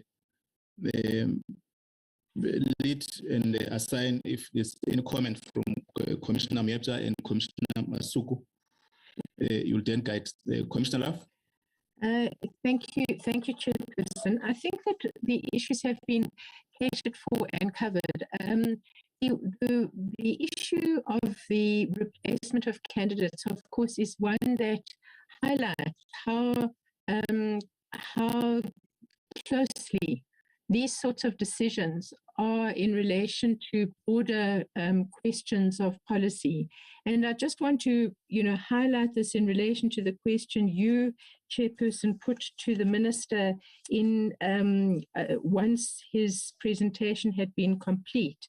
And that related to the issue of gender and women representatives possibly being placed with women representatives. While in a way, the issue is one of those things that if the committee were minded to do something like that, you would then have to take that as a policy decision. But at the moment, similar to the issue of independence, there is no clear policy decision that makes any type of reservation that's come from yourselves. So we have really confined ourselves to what is actually on the table in order to try and achieve the greatest reflection of the will of the people, and also an equal treatment of a candidate, whether from a political party or from coming as an independent. So I just wanted to appreciate that. There are, of course, a number of other issues. Mr. Shiburi has canvassed some of the key consequential matters, but there could be a number of others that we will bring to the committee. And of course, then the different practical implications will also be clearer once we finalize the legislation, and that too we will be able to respond to. I just make reference to a question that was asked earlier on around whether or not the size of the voting stations would be able to accommodate all the different party agents. That was from Honourable Kenyele, as well as the agents of independence. And those are the kinds of details that we would then have to engage further on. I don't know whether my fellow commissioners have anything to add. Commissioner Moyepia, you're covered. Dr. Masuku, you are covered. Great. I would then hand back to you, Chairperson. Thank you very much. Oh, okay. Thanks very much. If they've indicated that they are covered, that is welcome. Minister, I saw you noting your hand earlier on. Yes, Chair. No, thank you very much. I just wanted to raise two issues, but now that you said I'll raise them in closing in the summary. That is still okay. Number one, whether members do note that what the IEC has presented, or maybe let me firstly say, Chairperson, I much appreciate the presentation from the IEC, because the IEC are election practitioners.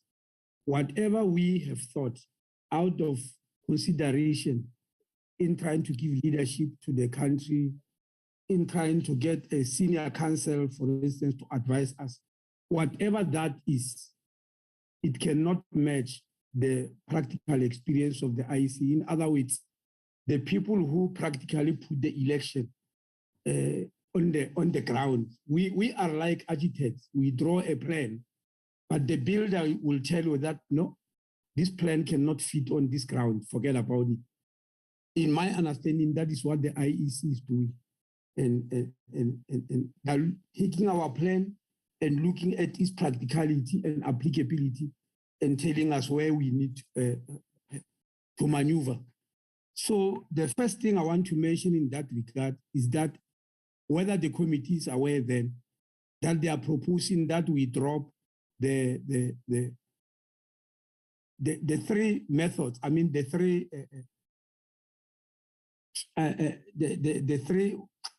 What's the term? I'm just getting confused. Allocating 3 seats in 3 different ways. We are dropping it in favor of 1 allocation using the group quota.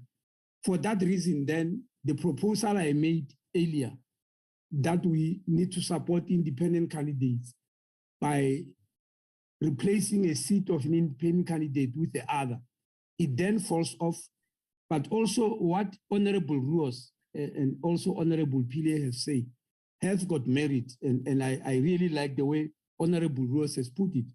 That independent is not a group of independent, it's an independent.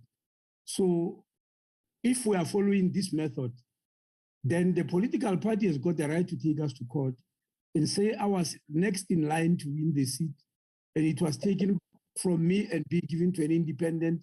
There's no legal reason to do so. So I do agree with that, and also agree with the allocation of seats using the drip method once and for all, not in 3 different shifts. I appreciate that very much, and I welcome that. And I think the way is now open for us to move on and finalize the issue of the bill. Thank you very much. No, thanks, Minister. For any follow-up, members?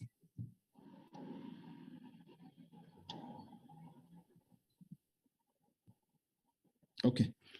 No. Thanks very much, honorable members.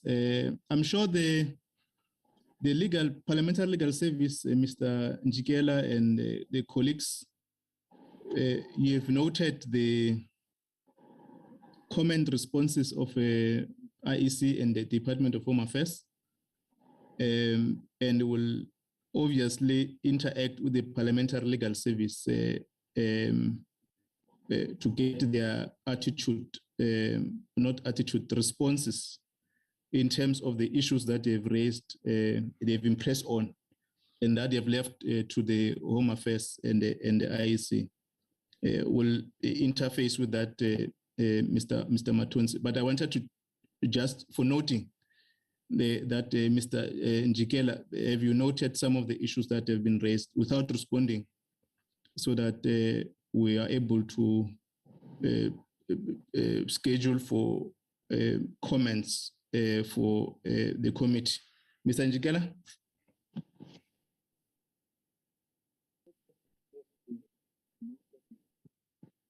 Or Daksha? I can't hear Mr. Njikela. And come back. Mr. Njikela, you are not audible? No, I'm just saying so we have taken note of the issues. Yes. We will reflect on them and come back to you. Yes.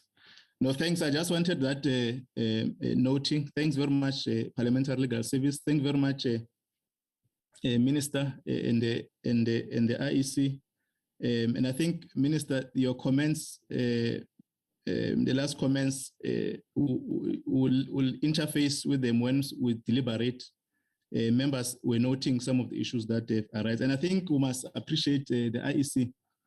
If members recall that immediately the judgment was handed, we did requested IEC to, we invited IEC to come and present just modalities or lessons from other countries in terms of what it means on this judgment, and also take a course on policies that other countries have implemented, the implications, because Minister, you're correct that they are the last phase to implement whatever decision are going to take. And I think we must consciously note that part. We want to thank that effort, and I think they've been continuously availing their time, and also raising the issue that if there's any other matter that the committee may need to interact with them, particularly at technical level, we ought to be available to invite them. We want to thank yourself and the team. We're noting the report, and they will interface with the Parliamentary Legal Service, and then we'll able to engage so that we're able to close up on the report and the bill, and we submit them to Parliament for debate. This gave us an indication that we're closing off on this item, and then we're going to invite.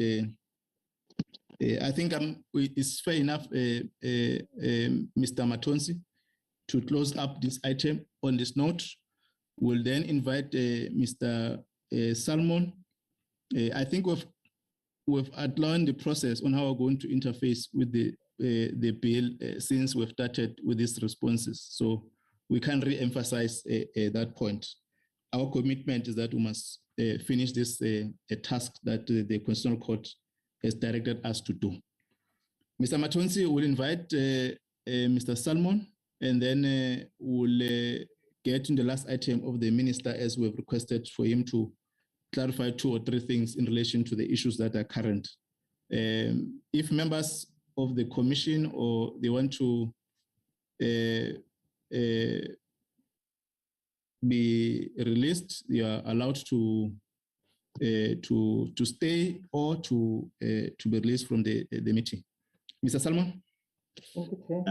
Thank you, Chairperson. Can I confirm that the document is displayed on the screen? Yes, Mr. Salmon. Thank you. Thank you, Chairperson. Again, I will skip directly to the recommendations. I received only one input from Honorable Roos, and it was merely just to correct a small omission. So the recommendations stand the same as I presented last week. I can go through them again, or with your guidance, we can just say that based on the presentation from last week, we adopt the recommendations presented last week with the minor amendment of an edit that was already captured. Okay. I think what you can do, because we've gone through the presentation, the report, and there were amendment or corrections that were made to your attention. I will just invite members to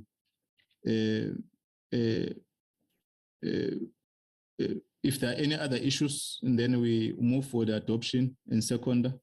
And I think we've went through this report. Formally managed to adopt it for purpose of our record and the budget. Can I check with members in terms of the report? Honorable Lekwase, Honorable Kanyile, Honorable Lokwa, Honorable Ross, Honorable Ramolobeng, and Honorable Pile. I'm trying to get other members because I can't, who are serving the committee, Honorable Tito and Honorable Veteran Lokota and Honorable Tswago. If they are here, they must indicate. Honorable Khwase. Thank you very much, Chair. No input from my side, and I agree that we should adopt the report with the amendments made. Thank you, Chair. Honorable Kanyile, thank you. Thank you, Chairperson. I also support that we. No, we are not supporting this budget vote, Chairperson, but we are just noting it and we'll reserve our comment on it. Thank you so much. Honorable Molekwa. Thank you, Chairperson, as recommended by the Portfolio Committee, Chairperson. Thank you. Honorable. I mean by the department. Thank you. Honorable Ramlobe.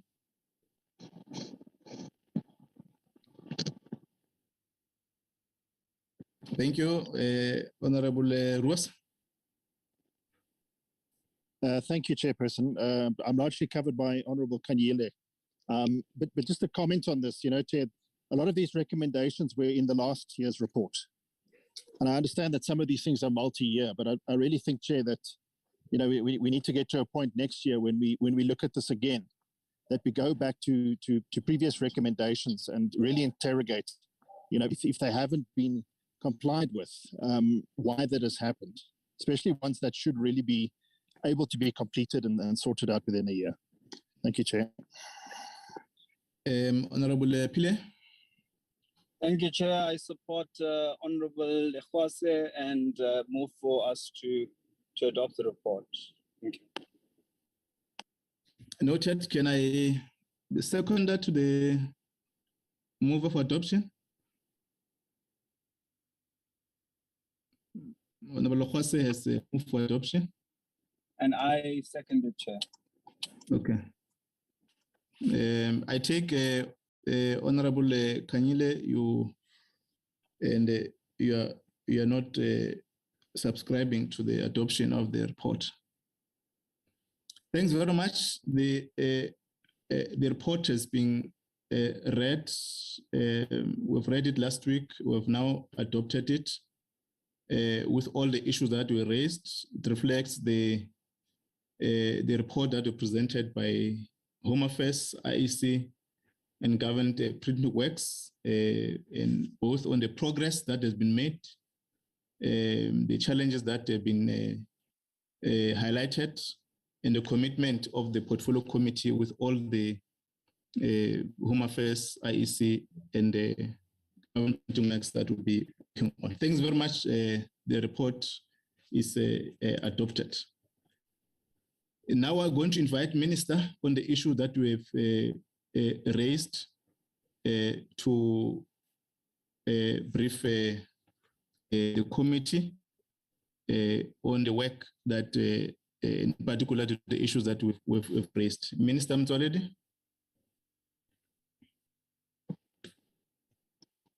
Thank you very much, Chairperson. Chairperson, you have raised on the current issues about the issue of Zimbabwean PhD student at VETS. I'm sure that's the one you raised. I just want to be clear so that I don't respond to a wrong thing. I've raised two areas. One is that the MECO has said and reflected on the issues that the public or members of parliament are raising to the Home Affairs, which have acknowledged progress to some of the issues that we get responses, and some of the issues that are not responded timelessly. And I think that is the concern that we're raising with yourself and the DG. And we've also taken a posture that should, now that, and I think the point that has also been raised in a closing by Umar Ross, if the Minister and the DG are unable to account some of the issues, we are going to invite those your officials who are responsible so that they give account. Secondly, in that space, we've raised the issue of the student at VETS, which is a reflection of the permits, and we went through the papers and also the statement which was issued. But they were inviting Minister to give a comprehensive response on that matter in particular, so that members of the committee have clarity on the issues that are facing the department. Thank you, Minister. I think you can reflect on that area. Thank you. Yeah. No, thank you, Chairperson. Chairperson, it is true that on the 6th of May, there was a story carried in News 24 of a PhD student at the University of the Witwatersrand who's from Zimbabwe, who committed suicide on the 30th April. And the story insinuates that this happened because he could not register further for his PhD studies because his study permit expired at the end of January. And the story goes on to say he has been in regular contact with the Department of Home Affairs to process his documents. The university then further went on to tell News 24 that as a university, they are unable to register any foreign students without the requisite documentation. The overall narrative in the story was that the Department of Home Affairs did not do its work leading to the death of the student, so much that the former Minister of Higher Education in Zimbabwe, Professor Jonathan Moyo, issued a scathing statement attacking me directly and saying this student died because of the Afrophobic tendencies of the Minister of Home Affairs. He did everything according to the book, but nothing came out of it. Chair, we issued a statement on the 11th of May to clarify this issue, and we said we are placing things on record. In the statement, they further on refer to the Zimbabwe exemption permit that we have terminated it and many people are going to suffer, in a way linking it also to the death of the student. Now, Chairperson, this is what I want to say. The death of any one particular individual is a very sad affair. It's very painful. It should disappoint every human being, especially if that death is by suicide. because it shows that somebody was stretched to the limit. Now, we believe, Chairperson, to come and use that death to try and bash somebody or make political mileage out of it is stooping very, very low and is quite unfortunate. I was waiting eagerly, believing that VETS maybe is going to issue or release a suicide note where the student will have said they died because of Home Affairs, but that was not forthcoming. So we went to investigate exactly why is Home Affairs being blamed, where could we have gone wrong? And these are the facts, Chairperson. Firstly, the student is not on the Zimbabwe exemption permit. So whatever happens about the Zimbabwe exemption permit does not apply to him in any way whatsoever. But even if the student was a holder of the Zimbabwe exemption permit, you'll be aware that that permit, in terms of Directive number 1 of 2021, that all the people who are on the Zimbabwe exemption permit, they will only expire on the 31st of December 2022. So for that reason, anybody on that permit cannot be stopped from registering with any institution inside South Africa. That's number one. But number two, Chairperson, I want to inform the Portfolio Committee. On the 28th of September 2021, that's last year, we issued a directive in the Government Gazette telling people who are on study permits that they can now start applying. You may remember, Chairperson, that during the state of disaster, immediately after COVID started, some of these things stopped, but we were painfully aware that some visas, whether a study visa, any other permit that allow you to be in South Africa so as not to be legal. You remember that we kept on extending them and reporting to this committee about the extensions right from March 2020. But in September 2021, we opened for the people to apply for visas. Anybody who's on a study visa that could have expired. And we opened for application.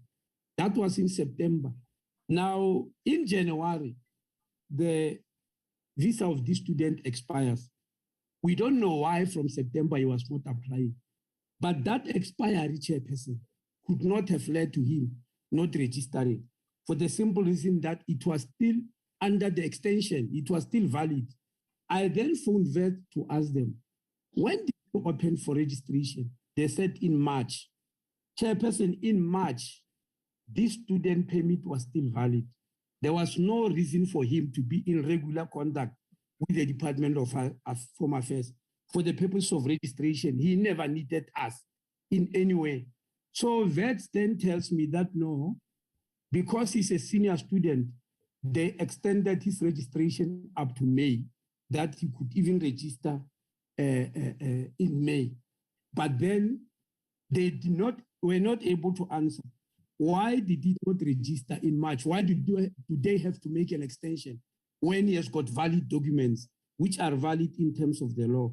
Now, they say the student was in regular contact with the Department of Home Affairs, and that paragraph comes immediately after saying the permit expired in January, and he has been in regular contact. Chairperson, in our records, the student only applied on the 21st of April, not in January. So the story that he was in regular contact with Home Affairs is not true.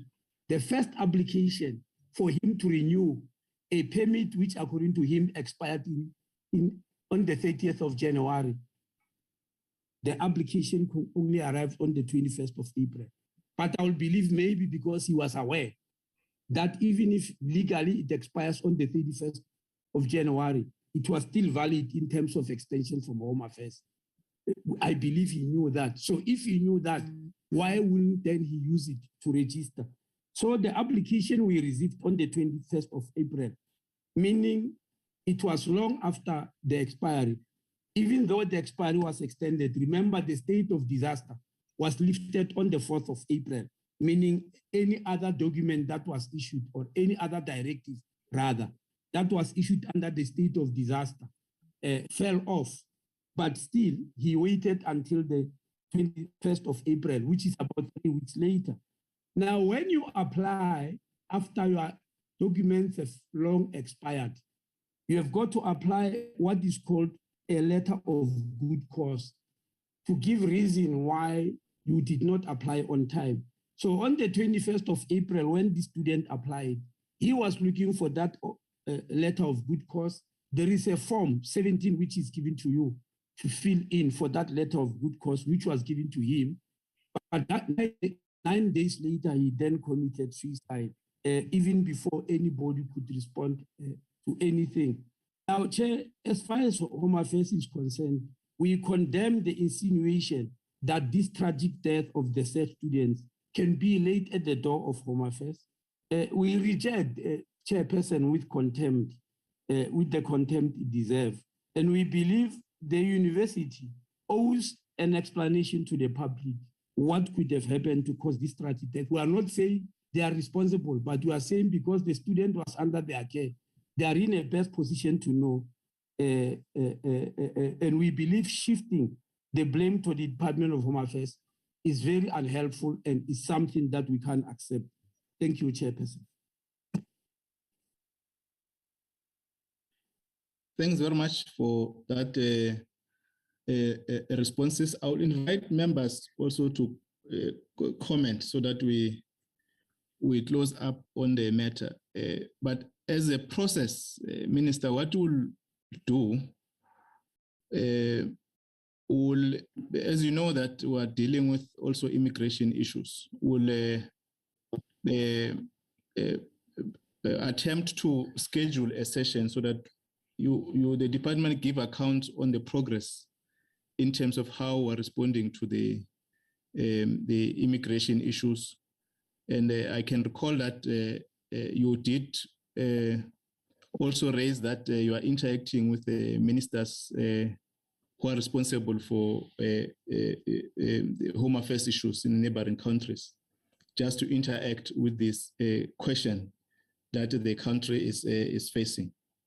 And secondly, we'll obviously request minister to submit a sequence of evidence. I mean, evidence in terms of the issues that we're raising to the committee, the process that the committee has taken, and as you indicated, the process that the deceased has made application to the Home Affairs, so that we look on the area of oversight work.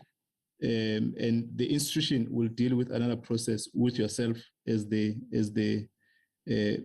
committee, as the Department of Home Affairs. We'll then able to formulate our thorough comment and responses on the issues that we're raising.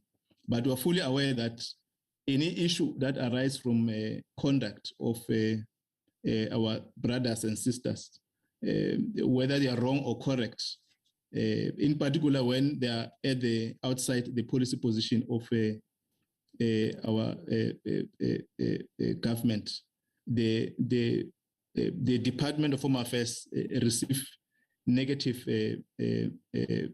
posture or allegations to that extent.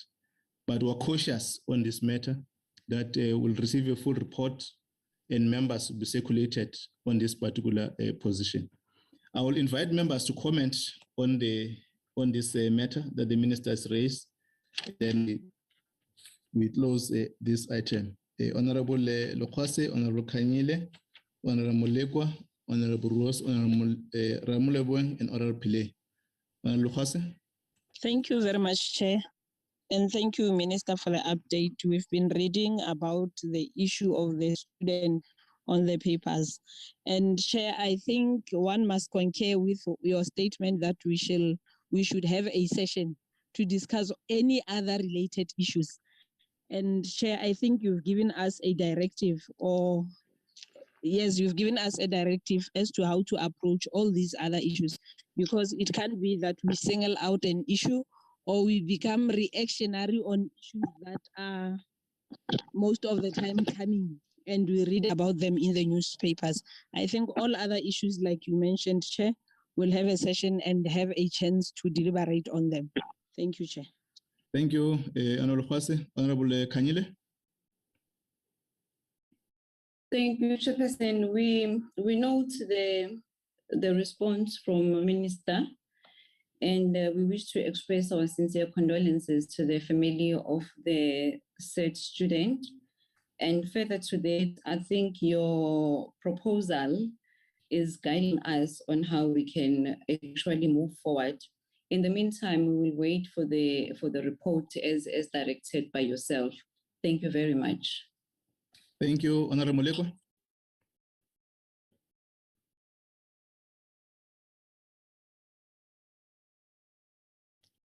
Honorable Ross.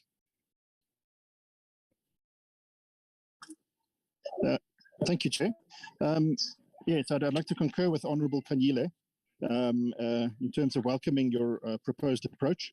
It's very difficult to tell from the media what's going on, and we need that evidence and to properly consider that evidence. But I think the scenario also links to what we're talking about with the unanswered queries and inquiries that we have, and where people are desperate. I mean, when they're cutting it, they are really, really desperate and depressed. Because when they don't receive documents in the required time frame, their lives stop. They are severely affected. It affects their identity, etc. So, Chair, that this is why also the issue of responding to queries timeously and that is so important, because really this is the day-to-day that we as MPs deal with when members of the public approach us. They're not only desperate, but they are often depressed. They're often crying on the phone. They don't know what to do. They are truly stuck, and you don't know how this affects people, Chair. And so, the one other aspect I'd like to bring up is in situations like this, you find, for example, every year, Chair, at the end of the school year,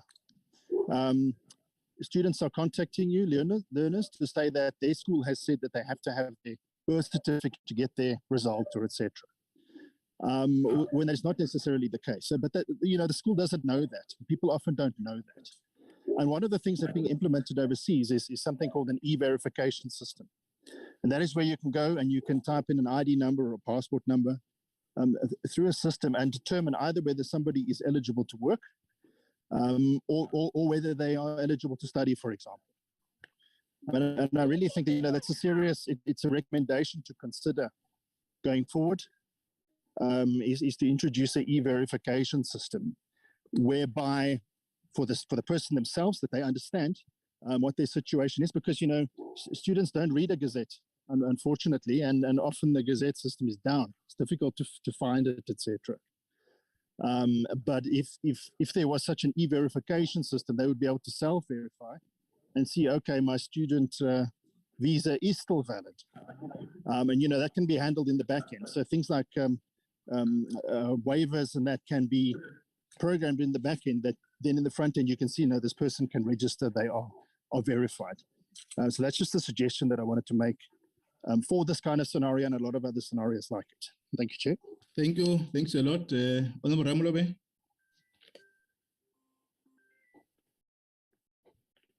Honorable Pile.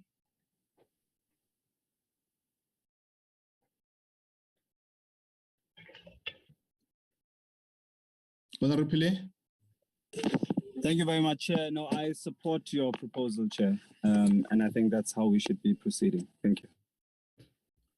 Thanks very much, honorable members. Minister, you want to comment before I close? Yes. Thank you, Minister. Yes, I understand what Rose is saying, but I really don't appreciate it very much, because he seems to be saying we overstretching people and relating to this matter, regardless of the fact that I've given the sequence of events. The proposal Honorable Rios is making of visa or something like that. Verification. Yes, verification. Honorable Rios, universities have got a direct contact with a unit. a dedicated unit in Home Affairs called Corporate Accounts Unit, specifically because we know what happened in educational institutions. That Corporate Account Unit supports all educational institutions on matters of documentation, including where intervention is required. And all universities have got direct contact with this. Any university that want to register anybody and they've got problems, they contact the unit, Honorable Ruos. And that's why we really do not like what is being insinuated in the name of Home Affairs, because we have that unit, as I'm speaking here, in all universities in South Africa, including VET itself. There are foreign students who have registered, who needed visas, etc., etc. If I'm not mistaken, speaking under correction, but will include it in your report, since September when we opened for these applications, we dealt with no less than 2,000 foreign students who were applying for extension or renewal for their visas, and they all successfully registered in their universities. So when one of them has got this type of a problem, without establishing exactly what the facts are, just to come and say it's because of the situation for Home Affairs, we really don't appreciate that. We believe that's not very good. Death in itself is a very sensitive issue, and we should not really play political football with it. We will write that report to you and give it to you, Chairperson, about exactly what happened in this regard from our side, from our point of view. Thank you very much. No, thanks, Minister. And we collectively extend our condolences to the family. What will establish now that... Sorry, Chairperson. Okay, Honorable... no, let me start. Honorable Kanyile, I see the hand. And then Honorable Ross. Honorable Kanyile.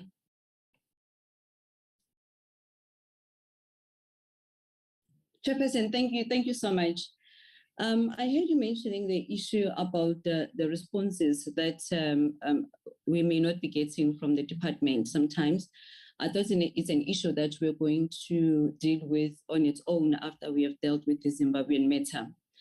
What I would like to express, this is my greatest appreciation to the DG Civic Services, and immigration as well, and the spokesperson in the office of the minister. They're actually doing their best. But what I would also like for the department to look at, it is the issue at local offices, because we are so overwhelmed by queries that should have been handled at a local level. At times we wake up in the middle of night, we're having about 100 emails, we decide to forward all of them at that time.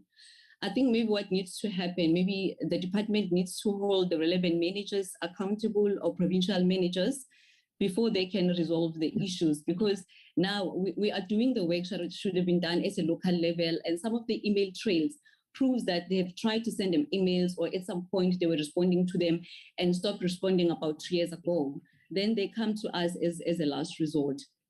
I will truly appreciate it if this matter can actually be looked at. But other than that, we are getting assistance from the officials, from the offices that I have mentioned.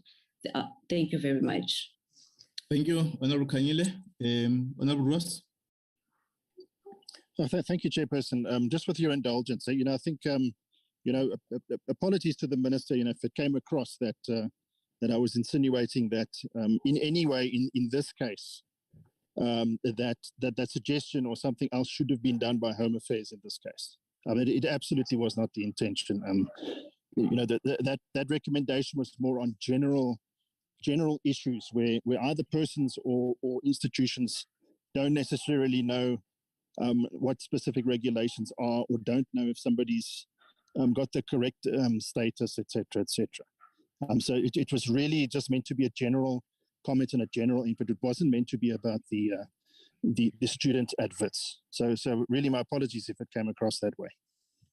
Thank you very much, Dr. General. Thank you, Chairperson, and thanks for the questions.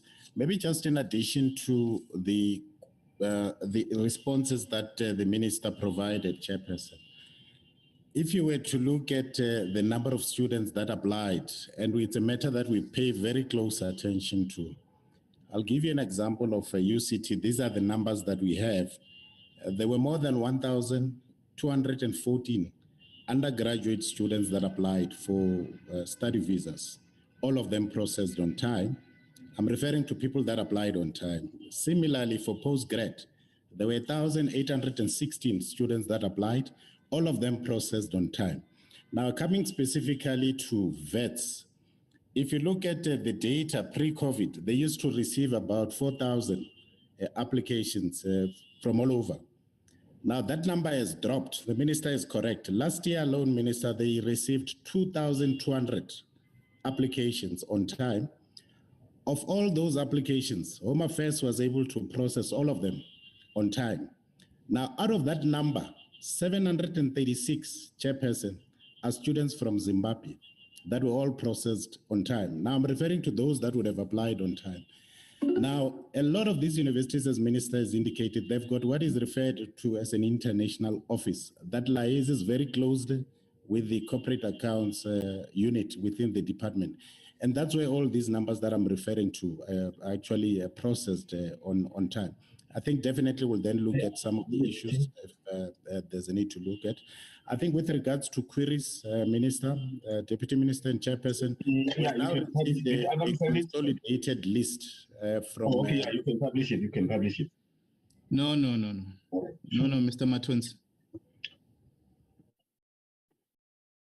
Sorry, DG, you can proceed. Thank you, Chairperson, for the protection.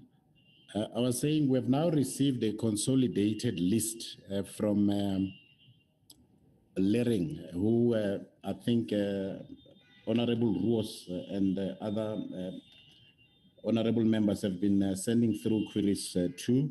So we've consolidated that list in terms of the branches, whether it's matters that relate to civics, whether it's matters that relate to immigration, so that we avoid the duplications, Chairperson. There are matters that we would have responded directly to the clients. And I think in the past, we had started a culture where we'll provide reports regularly to the portfolio committee. And I think that's what we will do in terms of the list that we have received and the queries that we would have received. Thank you so much, Chairperson. No, thanks. I think it's sufficient. The reason I wanted the report, and I think we still resolve on that process, is that we must, as members of the committee, where there's progress of the department and where there are allegations that are not tested, we as members of the portfolio committee, we must be able to clarify that. And I think the DG, you are giving more details in terms of the work in relation to the students that are assisted by the department. This will give more information so that even our articulation on the issues that are related, you see, in the manner that the papers have been reflecting, it brings the department in the bad space, which is incorrect. And the information that is coming to the committee demonstrate the progress work in relation to this issue that are related to assisting our brothers and sisters who are studying here in the country. I think, Minister, we appreciate that work that has been clarified and supporting the report. We'll submit the report to ourselves. We'll take this matter with the Portfolio Committee of Education so that we're able to be on one space in terms of the information gathering, so that we talk about this progress work that the department is raising, and perhaps identify some of the challenges that are raised by the students.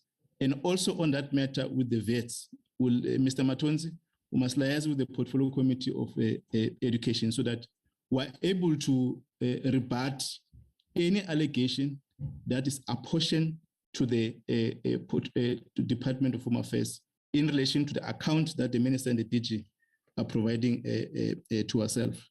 And I think that we must do that immediately, because it is receiving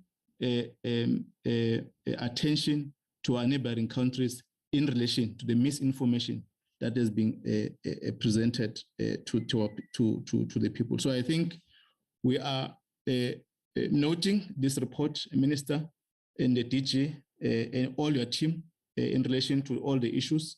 And I think, Honorable Kanyile, you are correct that there's work in appreciating where the department is able to respond to us in some of the issues, not even to us members of the committee or parliament, but the ordinary people on the ground. And I think we are sponsoring proposal that we need to check up on the lower structure of the department so that we're able to be assisted with our people on the ground, the DG. I think that proposal is relevant so that at the level of the ground, offices and regional offices, provincial, you communicate the message.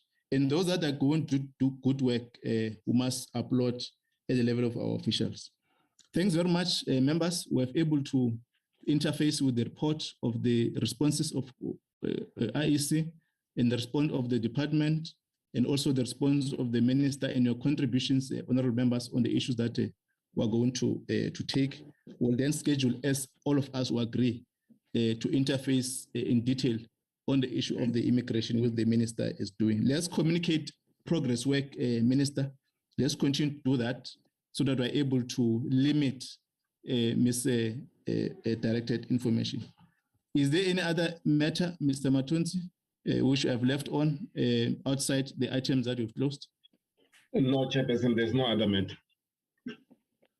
Okay. Thanks very much, Mr. Matonsi, also for scheduling this meeting in the afternoon on Friday, and members for availing your time, and the IEC, the executive, and the commissioners, minister, deputy minister, and the team, and all our officials, and our communications team for the time available. Our meeting stands adjourned. Thanks very much. Thank you, Chair. Thank you. Thank you, Chair. Bye-bye, everyone. Goodbye. Thank you. Thank you. Thank you, Chair. Bye.